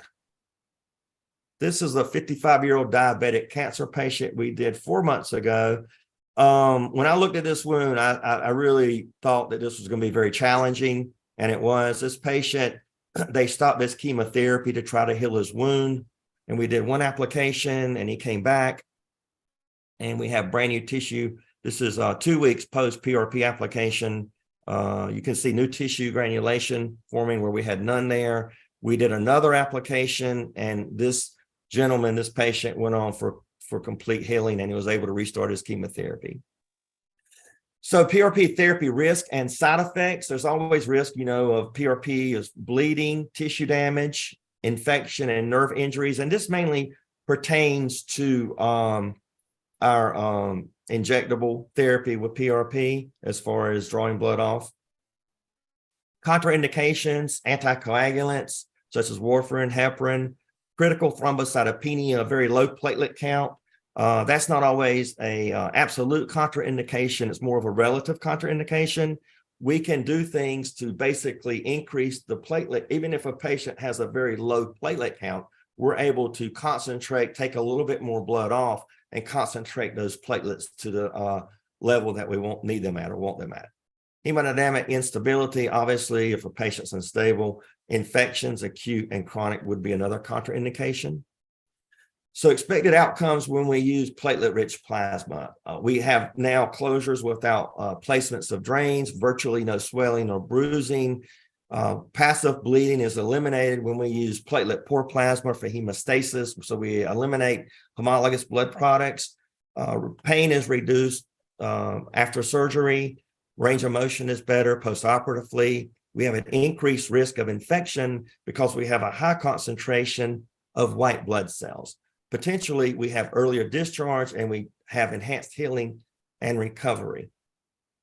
So I would like to challenge you too to think that if we're able to heal wounds topically, like we're able to do now with chronic wounds that patients go up to the wound care center every week for sometimes up to a year, we've healed wounds of that nature. So if we're able to spray and use PRP onto topical wounds, onto chronic wounds, during other types of surgery on some of the pictures I've shown and shared with you today, that is exactly what is happening inside the body during surgery. So we're having a high concentration of growth factors, of cytokines, of anti-inflammatory mediators, so we can actually increase or accelerate wound healing, but we also can have hemostasis. So we have been using PRP for 21 years. We've done over 70,000 PRP cases, and in the United States, at least, it's being used more than it's ever been used before. The cost, excuse me, the cost of a PRP kit has substantially decreased. Actually, I trialed a new system that came out 2 weeks ago, and their cost for disposable to be able to make PRP is just $75. So it is very reasonable as an autologous product. And I think it's something that if you've never been exposed to this or you've heard a little bit about it, you should investigate it more because it really can help your patients out. Thank you. Thank you very much. Thank you so much, Mr. Gary.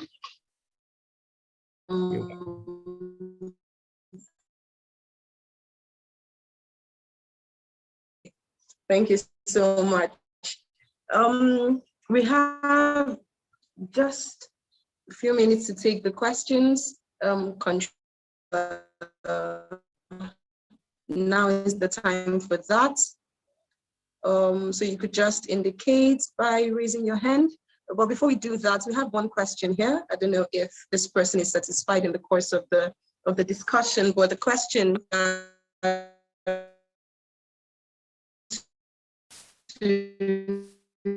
to act as hemostatic agents and prevent clot. The person wants to know exactly how the PRP can function as, some sort of. I'm sorry, you broke up just a little bit. So you're asking how can we use PRP to act as a hemostatic agent? So because we use both of those products can be sprayed on topically. And because you have a high concentration in the platelet-poor plasma of fibrinogen and clotting factors, it's going to provide a hemostasis within 15 to 20 seconds. Now, if it's an arterial bleed or high pressure bleed, it's not obviously going to help that. You need to suture or use cautery to try to reduce bleeding. But for passive bleeding, for general oozing, you can spray it on as a hemostatic agent. The great thing about it is the product comes from the patient's body. So we can when we take off, say, 60 mLs of blood, depending on the patient's hematocrit, we'll typically have 20 to 30 mLs of hemostatic agent, platelet-poor plasma to utilize. And you can increase that. You can take a little more blood off and make more of the hemostatic agent. Both of the products, platelet-rich plasma and platelet-poor plasma, provide hemostasis. The difference with the red or the platelet-rich plasma, is you can have a very high concentration of growth factors, and you can adjust that. You can have 2 or 3 times baseline, or you can have 6 to 8 times baseline. Those are where your healing components are, and your cytokines. So when people say PRP, that doesn't tell me anything. PRP can be leukocyte rich, leukocyte poor. You can have very low platelet counts. You can have very high platelet counts. And depending on what we're going to use the autologous product for will determine, one, how much blood we need to take off the process and make what we're trying to achieve, and how many mLs we need. Also, I saw another question about the shelf life. So this is an autologous product taken off in the pre-op area.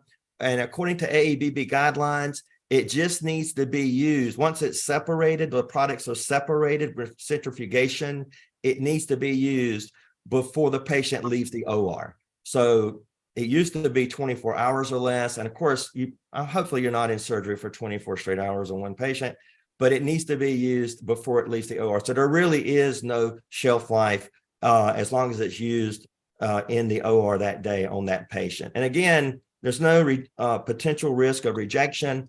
Some hemostatic products, obviously, as we know, have pooled human plasma. Some have human thrombin, so there are for certain patients, such as our Jehovah's Witness population, PRP makes sense used with Recothromb, the recombinant thrombin.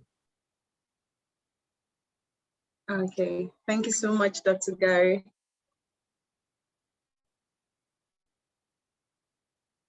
Okay, we have another question here. Okay, so Andy wants to know, when you say autologous, is there another kind of blood product in the makeup when you say autologous? No, when we say autologous, we're basically saying from yourself. And so as long as, in all of our patients, we're very careful, as far as making sure there's no mix up. We do quite a few cases annually, but it's from your own body. So we're basically just taking that product, separating it out into either platelet-rich plasma or platelet-poor plasma. Both can be used for hemostatic agents. You're going to use the PRP platelet-rich plasma first because you're going to get the benefits of accelerated healing, decreasing scar formation and adhesions, and then you can put on after that, if you need to, platelet-poor plasma. Now, that does not have the healing components. It does not have a high concentration of platelets, but it does have an increased concentration of plasma proteins such as fibrinogen and obviously your clotting factors. All right. Thank you very much. Thank you very much, Mr. Gary. You're welcome. So, but maybe we can allow Gary to catch his breath while the first speaker takes this question. Because there's a question here on do you use tranexamic acid in both moderate and heavy menstrual bleeding? That's probably for Dr. Kalu, even though she's not a gynecologist. Dr. Kalu, are you there? Do we use tranexamic acid for both moderate and heavy menstrual bleeding? Okay. Now, tranexamic acid is just part of the armamentarium for the treatment. First of all, as you know, you will need to see your gynecologist if you're having heavy menstrual bleeding, because something may be causing it. If, for example, a patient in our own environment, uterine fibroids or uterine malformations are very common. So if that is the cause of the bleeding, your best bet is to take out to do a myomectomy. And then, of course, whatever the cause of the heavy menstrual flow should be addressed while using tranexamic acid to also limit the blood flow. So the answer is it depends on what is causing the heavy menstrual flow. But tranexamic acid should not be used alone as a sole management. You must see your gynecologist. People should not just stay alone and begin to take tranexamic acid. So as you rightly said, the gynecologist will be in the best position to address that. And I thought I saw him a moment ago. Professor Ekanen was here, but he's no longer here. there any gynecologist among the panelists that would like to say something on that? Otherwise,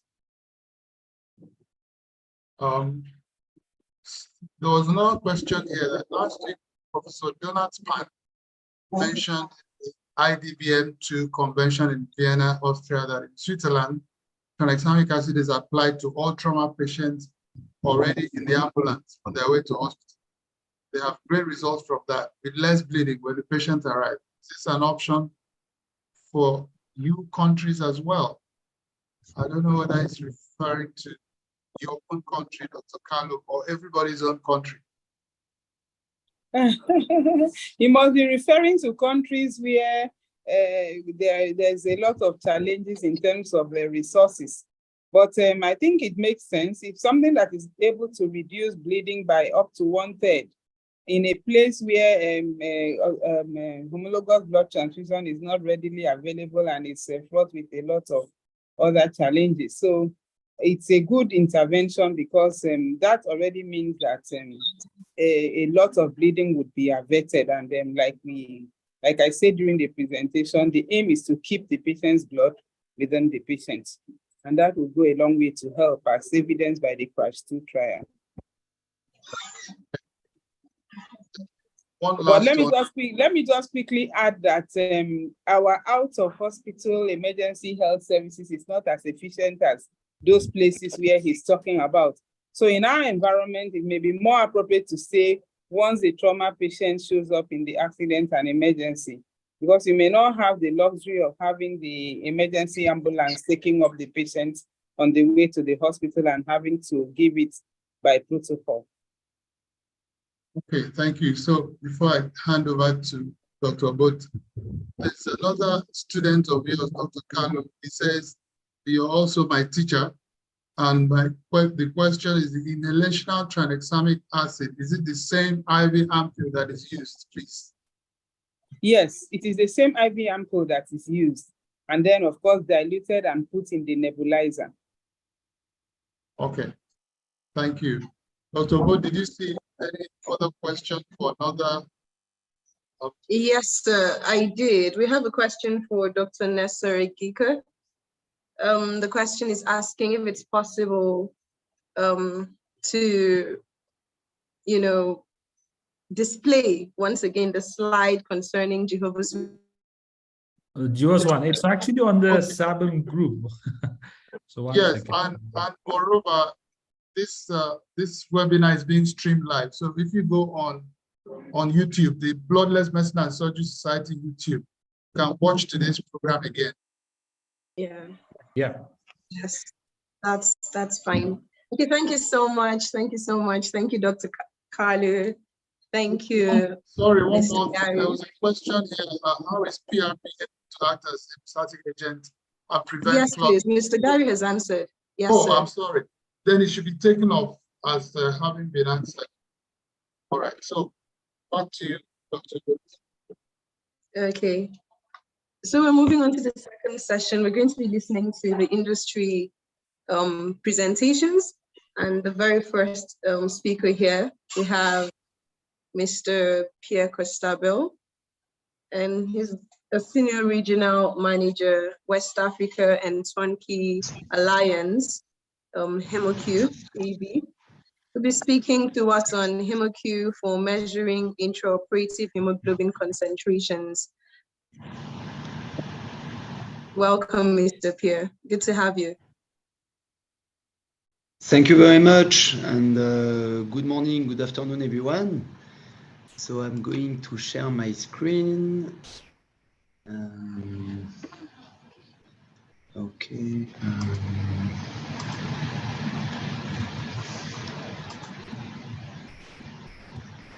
Okay.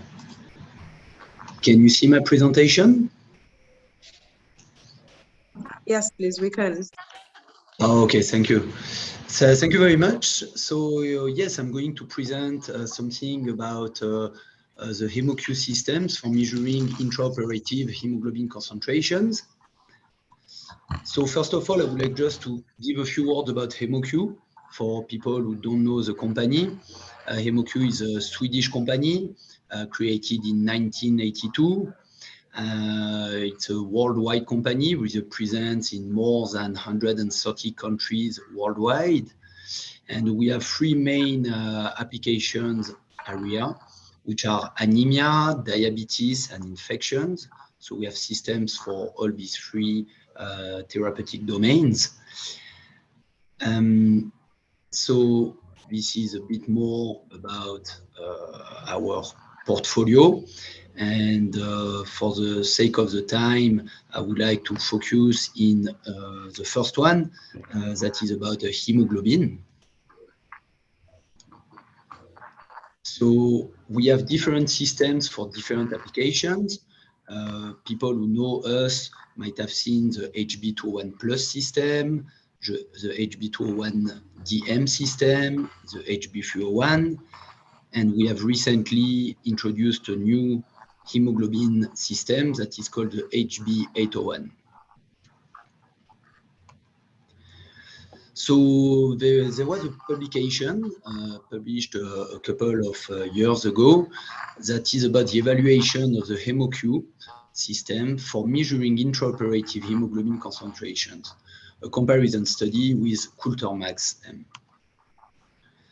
So hemoglobin concentration during surgery indicates the balance between circulating red cell mass and volume replacement following surgical bleeding. The transport of samples to laboratory for HB measurement delays the process, and inappropriate transfusion may then be given. So this study evaluated the portable device, HemoQ, and compared it to the results obtained by the existing Coulter-Max-M analyzer in the pathology department. HB concentrations were measured on 52 arterial blood samples obtained from 13 patients during aortic surgery in theater with a HemoQ, and then remeasured on the Coulter-Max-M in the hematology laboratory. 20 routine samples from the laboratory were also analyzed by both methods.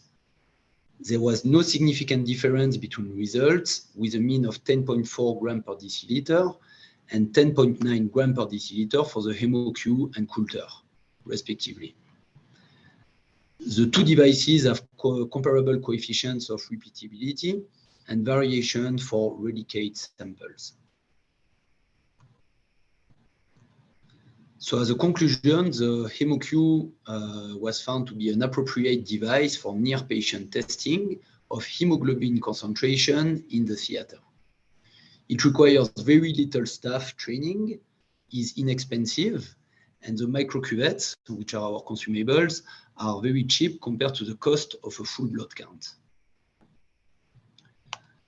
So this study is available, of course, on internet, on various platforms, and I can also share it with any participants of today that would like to receive it. So now I would like just to give you a few more words about our new HB801 system. So we have a video that I'm going to play to you now, and that will explain to you a little bit where it comes from.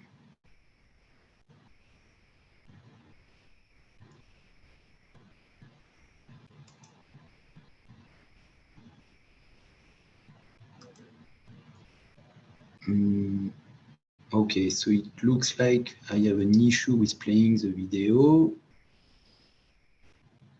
Okay, so I have some connectivity issues at the moment, so that's probably the reason why. So it's not a problem. The video is available on many channels, on LinkedIn, on YouTube, on our internet website as well. So there is many different ways where you can find the video about the HB801 system. But I can describe it to you a little bit already otherwise. So the HB hemoglobin 801 system, our new generation HB meter, is same as the other system we have, a very lab accurate method that gives results in less than 1 second. So very instant, very rapid. It's designed for challenging climate conditions. that can happen sometimes, depending on the regions. It has very flexible power supply options. So this analyzer can operate on a sector, so when there is electricity, but it's got also an integrated battery that is rechargeable, same as a cell phone, for example.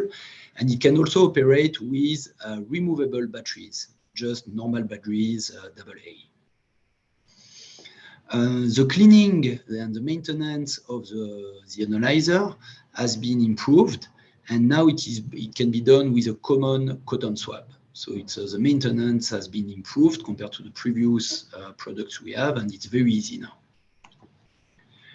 So the microcuvette holder, so microcuvette being the reagents, the consumables that we use to perform the test, has been designed to prevent accumulation of dirt and residue. So of course, it's very important parameter to avoid some error messages with the product when thousands and thousands of tests are done and blood can start to coagulate on the optical lens. The analyzer has a very large memory capacity with up to 4,000 results. There is flexible connectivity options using Bluetooth or USB cable, which means that the results from the analyzer can be transferred to a computer or to an iOS system. So there is very, very large connectivity options.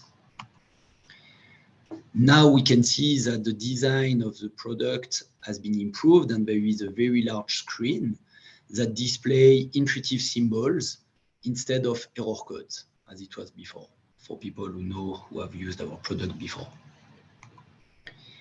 And we have added also another characteristic, another feature, that is flexible measurement options using hemoglobin, as usual, as normal, or hematocrit values, because we know that some healthcare professionals would like to see the hematocrit as an option.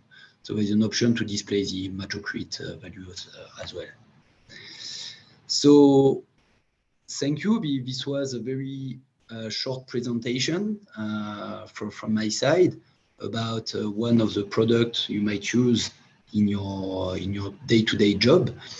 So please feel free to contact me if you have any questions, global questions or questions about HemoQ in Africa, and I will be very happy to respond to them. So thank you. Thank you very much. Thank you very much, Mr. Pierre. Thank you so much. You're welcome. Thank you. Take a couple of questions that we have here for you. We would like to know the patients you talked about, whether the same type of operations that were done and the pre-op of these patients and the age cohorts of the patients. So the pre-op hemoglobin of the patients you talked about initially, and the age cohorts of the patients. For the study that was conducted before. Is that your question? Sorry, I'm not 100% sure to understand the question. Okay, let's move on to the next question, please. So the next question is, can we use the HemoQ to measure reticulocyte count? No, it doesn't. It's only hemoglobin values. Okay, all right. Thank you very much, Mr. Pierre. Let me help with the first question. The question was, those patients that you were referred to, were these patients having the same type of operation? And the pre-op hemoglobin of these patients and their age cohorts, do you have them? Yes, I have them in the study. So I don't know them from the top of my mind, but I can definitely share the document with you. I can post it if you want in the chat. Right. And then everybody can have either the link or the study itself. So I'm gonna do that now. Okay. So sorry, I don't have that on top of my mind, sorry. All right, thank you. Back to Dr. Booth. You're welcome. Thank you very much. Dr. Osara. Thank Thank you, you. Mr. Christopher. All right, thank you so much. So we're moving on to the second industry presentation, and it's by Dr. Shannon Farmer. He's the author, Dr. Shannon is the author of the book, Blood Works, and Owner's Guide. He'll be taking us on the topic, Renal Change Begins with the Patient's Blood Works and Owner's Guide. Thank you very much, Dr. Shannon, for being here. Thank you for your introduction, and thanks for the invitation to speak here. I'll just get my slides up. So, can you see that? Can you see the slides? Okay, and audio is obviously okay. Well, Bloodworks and the publishers are pleased to have been invited to be an official partner with Bloodless Medicine and Surgery Week 2023. And for all those who are putting this program together, the various societies involved, everyone is doing a great deal of work to advance this field. The last 3.5 years has been a labour of love on the part of 48 international key opinion leaders in the field who donated their time to make this book possible. And so on behalf of my co-lead authors, Professor Arya Shanda and Dr. Erwin Gross, I would like to thank all of those authors who worked so hard to bring this piece of work together. I'd also like to thank the publishers and their non-profit foundation that made it possible for this book to see the light of day. Why did we do it? Why did we do this great labour of love? Well, a theme issue in the journal Anesthesia and Analgesia included this article entitled Patient Blood Management, Improving Outcomes for Millions while Saving Billions. There are very, very few areas in health today where you can improve outcomes while reducing costs. This is a global imperative in healthcare. But then the title asked, what is holding us up? The article went on to say that another challenge that impedes adoption of PBM is deeply rooted cultural behaviour. Now, those of us who have been involved in the field for a long time will understand that this call for change has gone on for decades. In fact, it started with Cooley back in the 60s, but it hasn't changed. Why hasn't it changed? Because medicine, when cultures develop, it's very hard to change.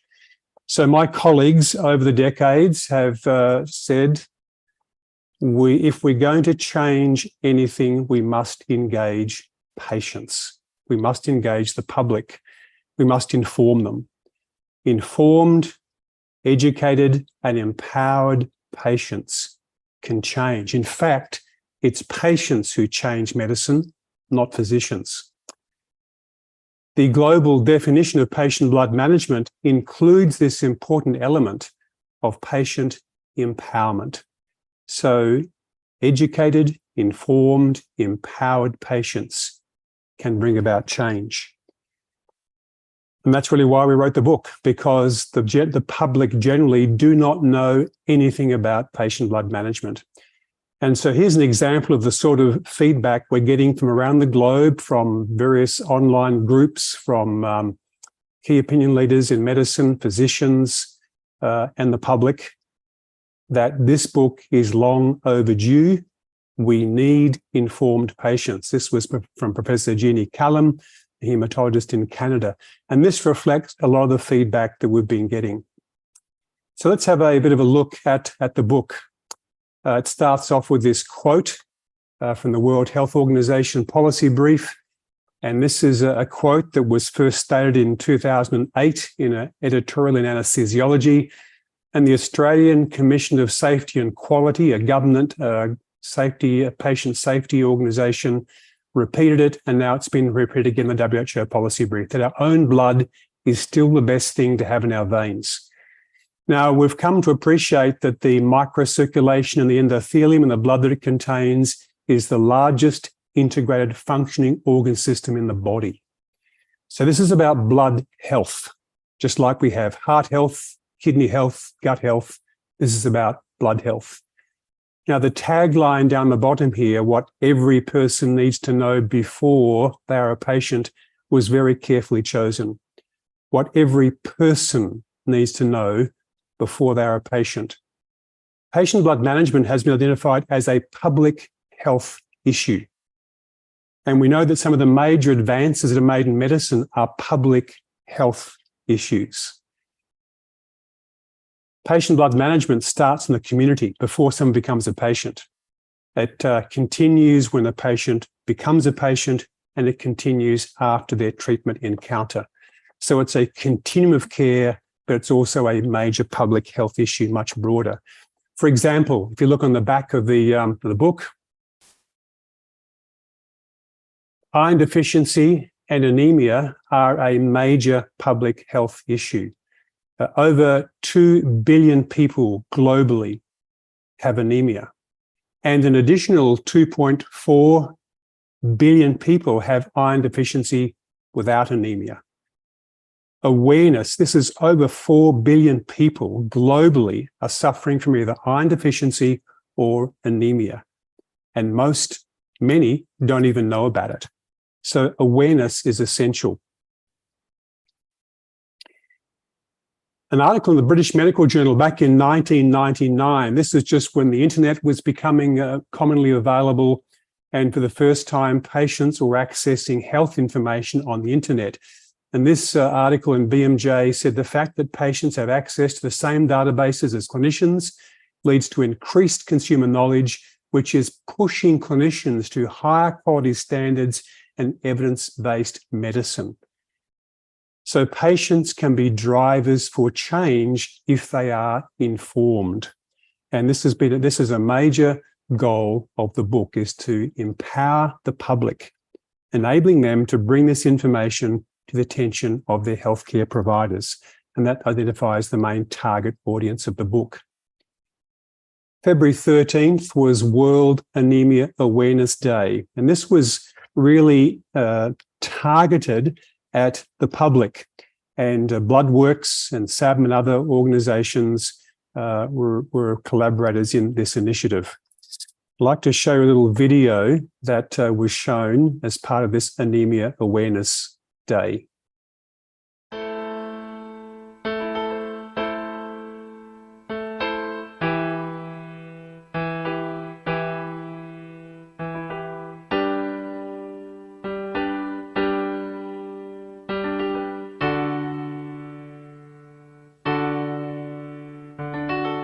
Why does my heart feel so glad? Why does my soul feel so glad?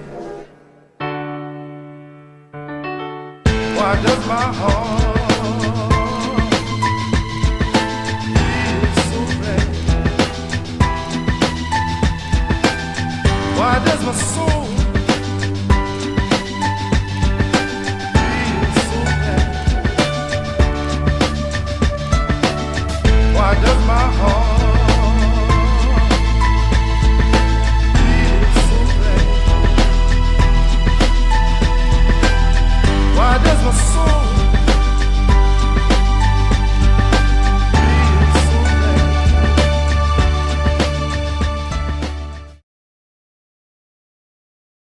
Well, in just a few weeks, you'll notice here there were over 17,000 followers.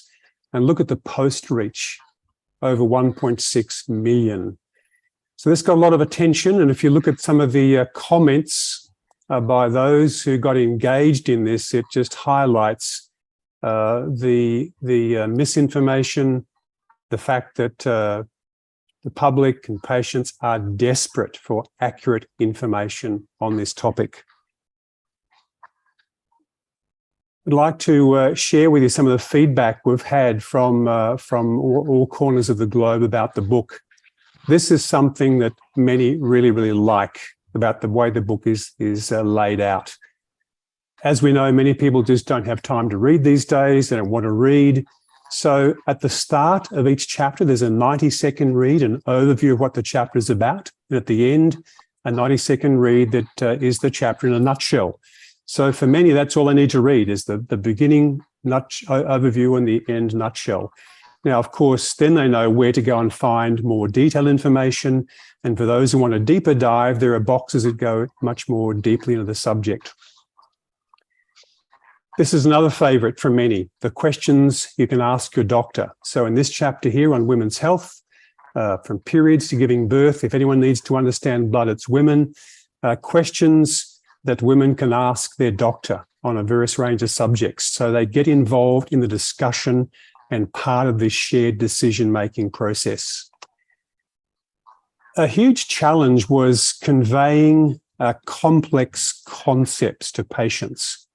Now, if I can ask the physicians that are tuned in here today, have you been able to find a graphic that is easily to understand that explains iron homeostasis physiology, iron transports, cycling and recycling, hepcidin, ferroportin? This is a complex concept, and even physicians struggle with this one.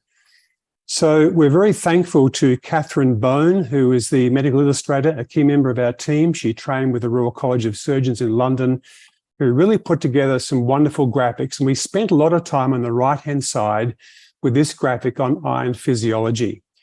We then actually gave the chapter to a grandmother to do a test read, and we gave her this graphic to ask her, can you understand this? Well, to our surprise and our delight, she got back to us and said, yes, I could understand it. But not only could she understand it, she explained iron physiology back to us in very basic terms. So we really felt like we'd achieved our goal of making this information understandable and digestible to a non-medical reader. The design team spent a lot of time in focus groups to try and understand what would make it possible for a medical book to be engaging to non-medical readers and not to have them overwhelmed or bored. And this is the result, that the beautiful artwork that was used throughout is really humanized, it's inviting, it draws the reader in. And this chapter, one of my favorites for this audience, a comprehensive coverage of patient blood management in resource compromised or stretched countries.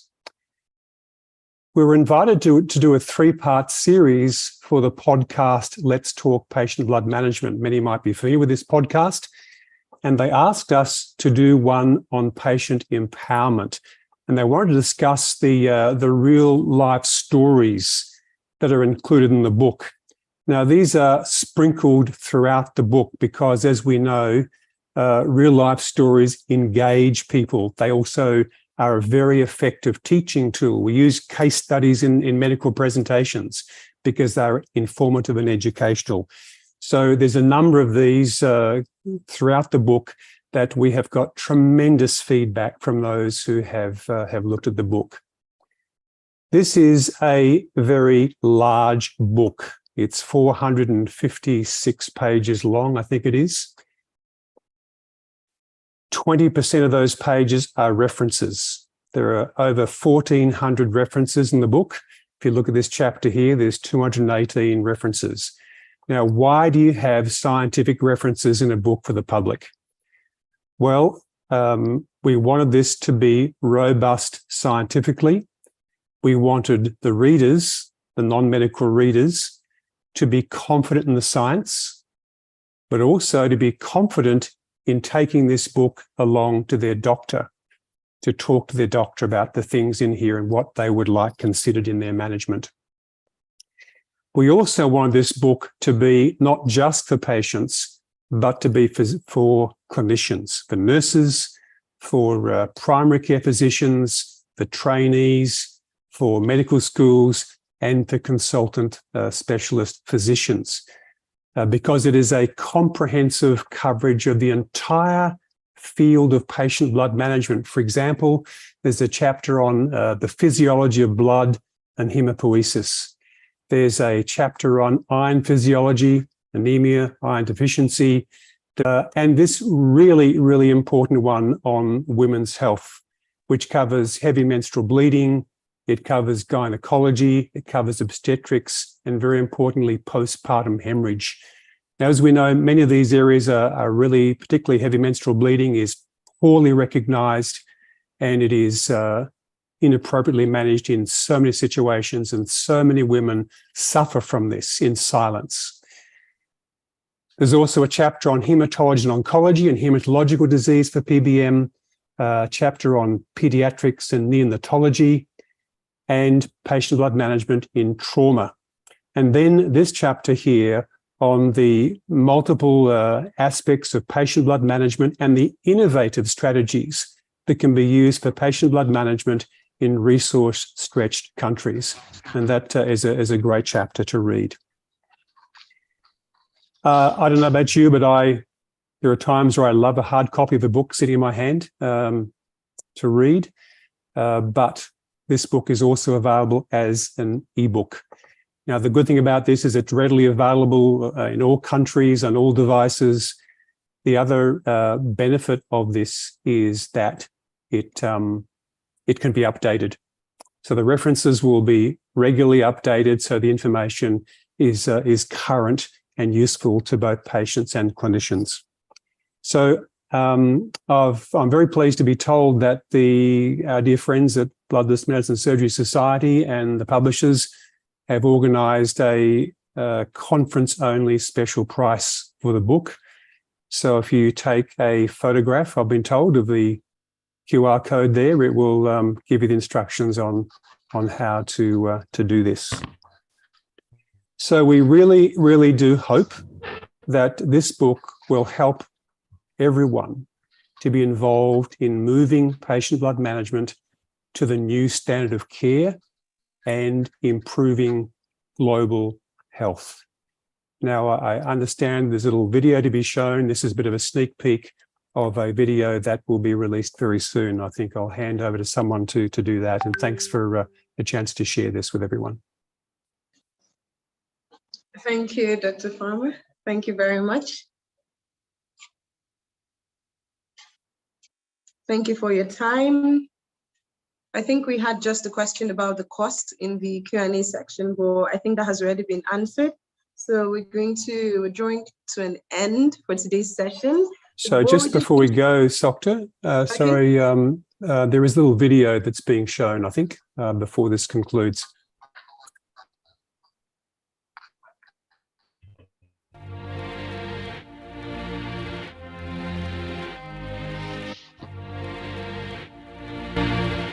It sustains life just like any other organ. We need to take care of it.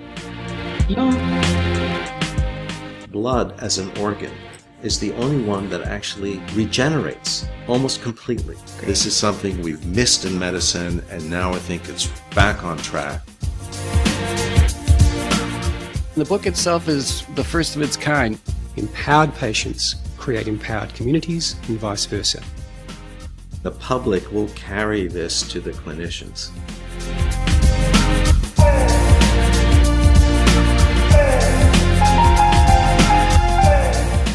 Patients have a right to decide what will and will not be done to their body.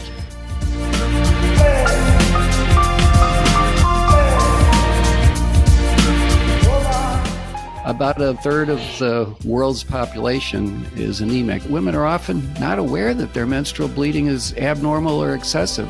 Anemia, though very, very common, is not normal.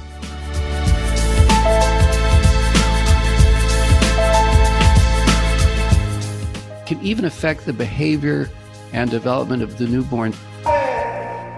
We don't treat children in a vacuum. They're part of the family.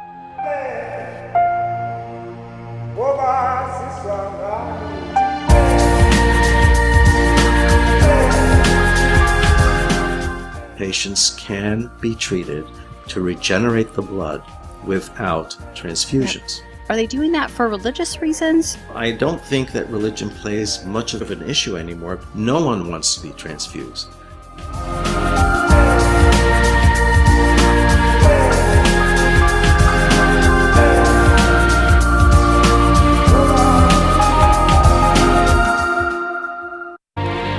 getting prepared is essential.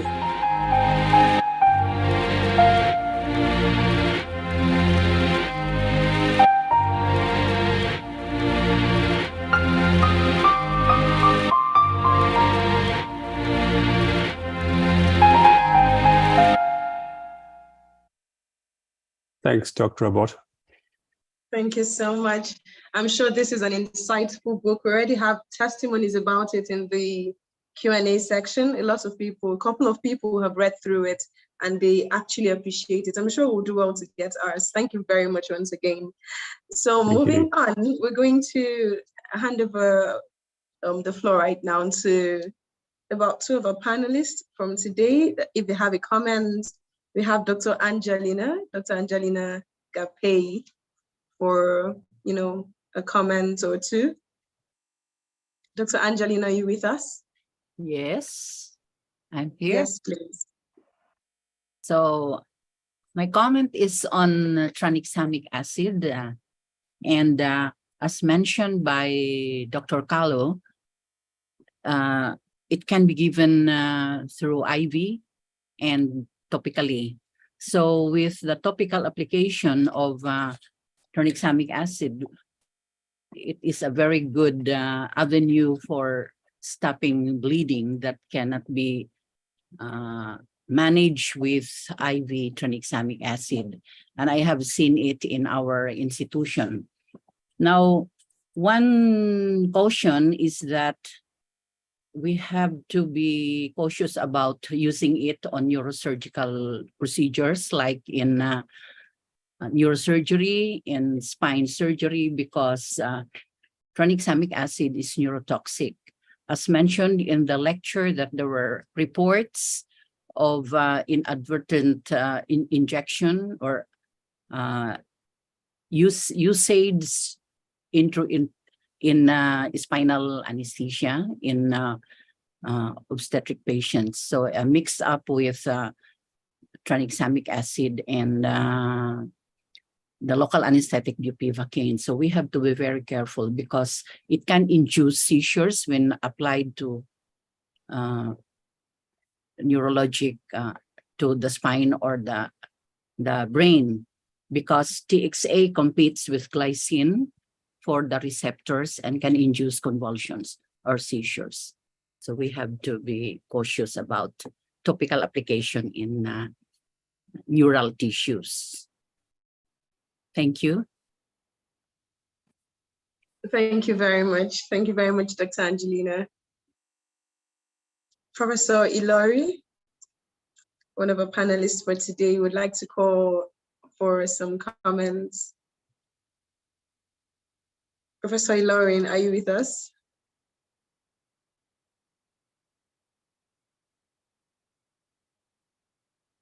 Okay, we're going to take some comments from Dr. Irwin. Do we have Dr. Irwin here?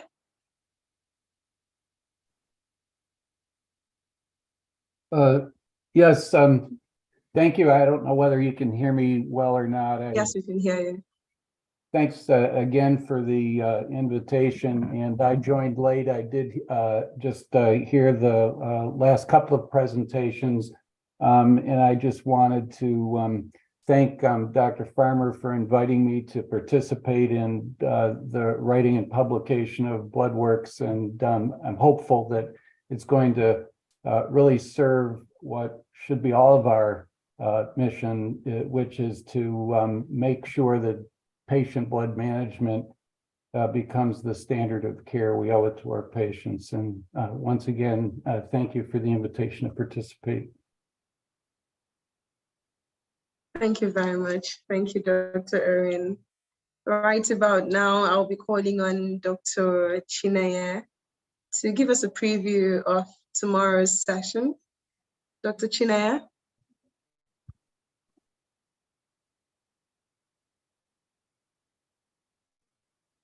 Hello, Dr. Bott. Oh, I think we have Professor Ilori here. Yes. Welcome. It's an interesting session. but I will want my video to be shown because I'm doing some other work here. So it has been an interesting session, especially on the plasma-rich, platelet-rich plasma. And I think it's something we can actually try with our patients. Usually we have a lot of diabetic patients here with their foot because of chronic ulcers, sickle cell patients with chronic ulcers. I think it's worth trying so that we can also have an idea. But my main challenge, the blood that we're being used, I want to get clarified because I left a bit to do some other things. Is it anticoagulated blood?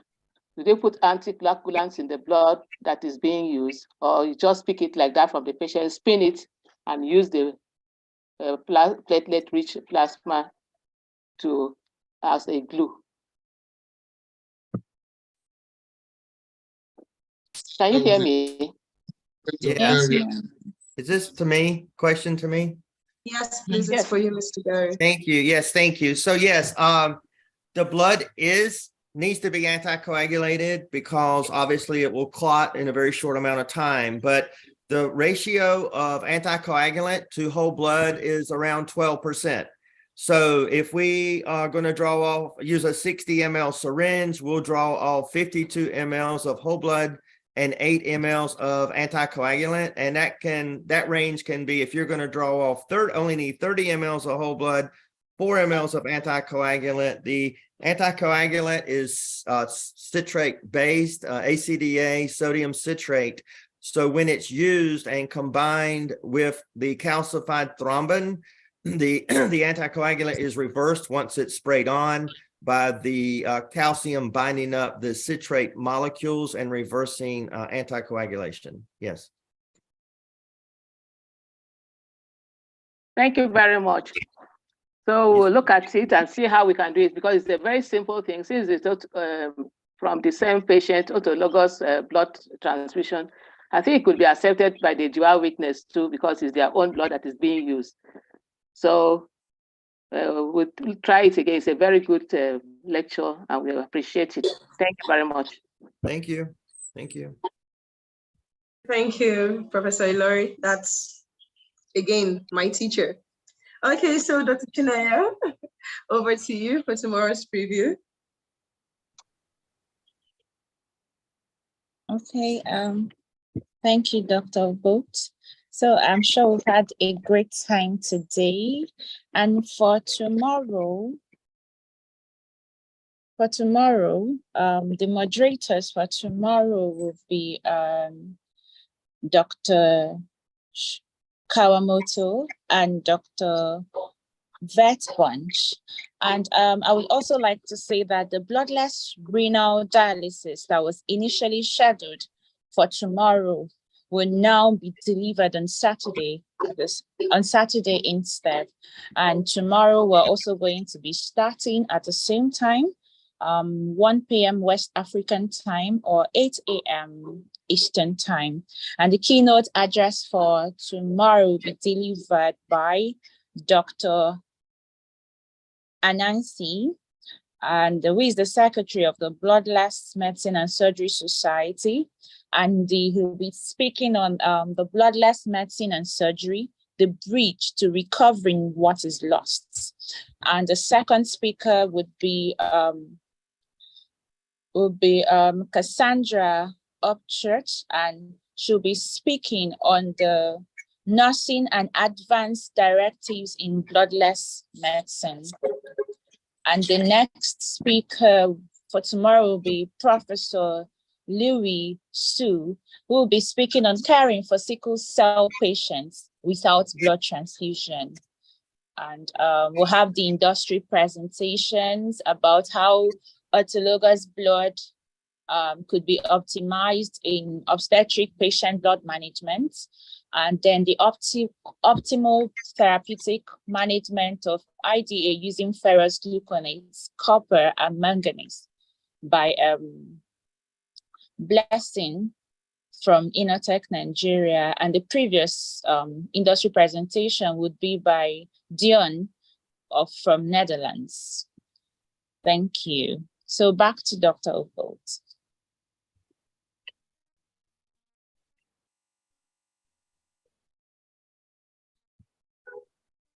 Dr. Voss, are you there?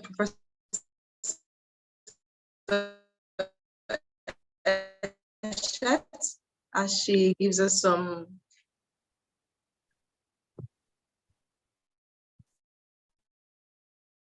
If she has difficulty on muting, could the host please unmute Professor Eshet, Atim Eshet?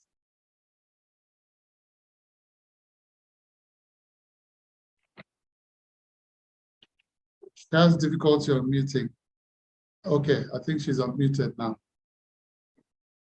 You may go ahead, ma'am.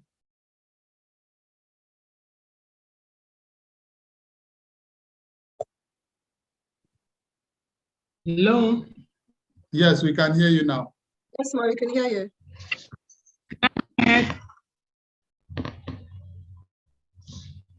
Have we come to the end? Yes, we are waiting for you to say something. Okay. I wish to thank. Sorry? We are waiting for your closing Sorry, I remarks. didn't get. Okay, thank you very much. I wish to thank everybody, particularly the presenters, the blood-based medicine, nuts and bolts. I think with the presentation, the nuts have been cracked and the bolts undone. It has been a very interactive session. The presentations were impressive and the new innovation well taken. Thank you, everybody. We come to the end of this session. Tomorrow is another day. Thank you very much.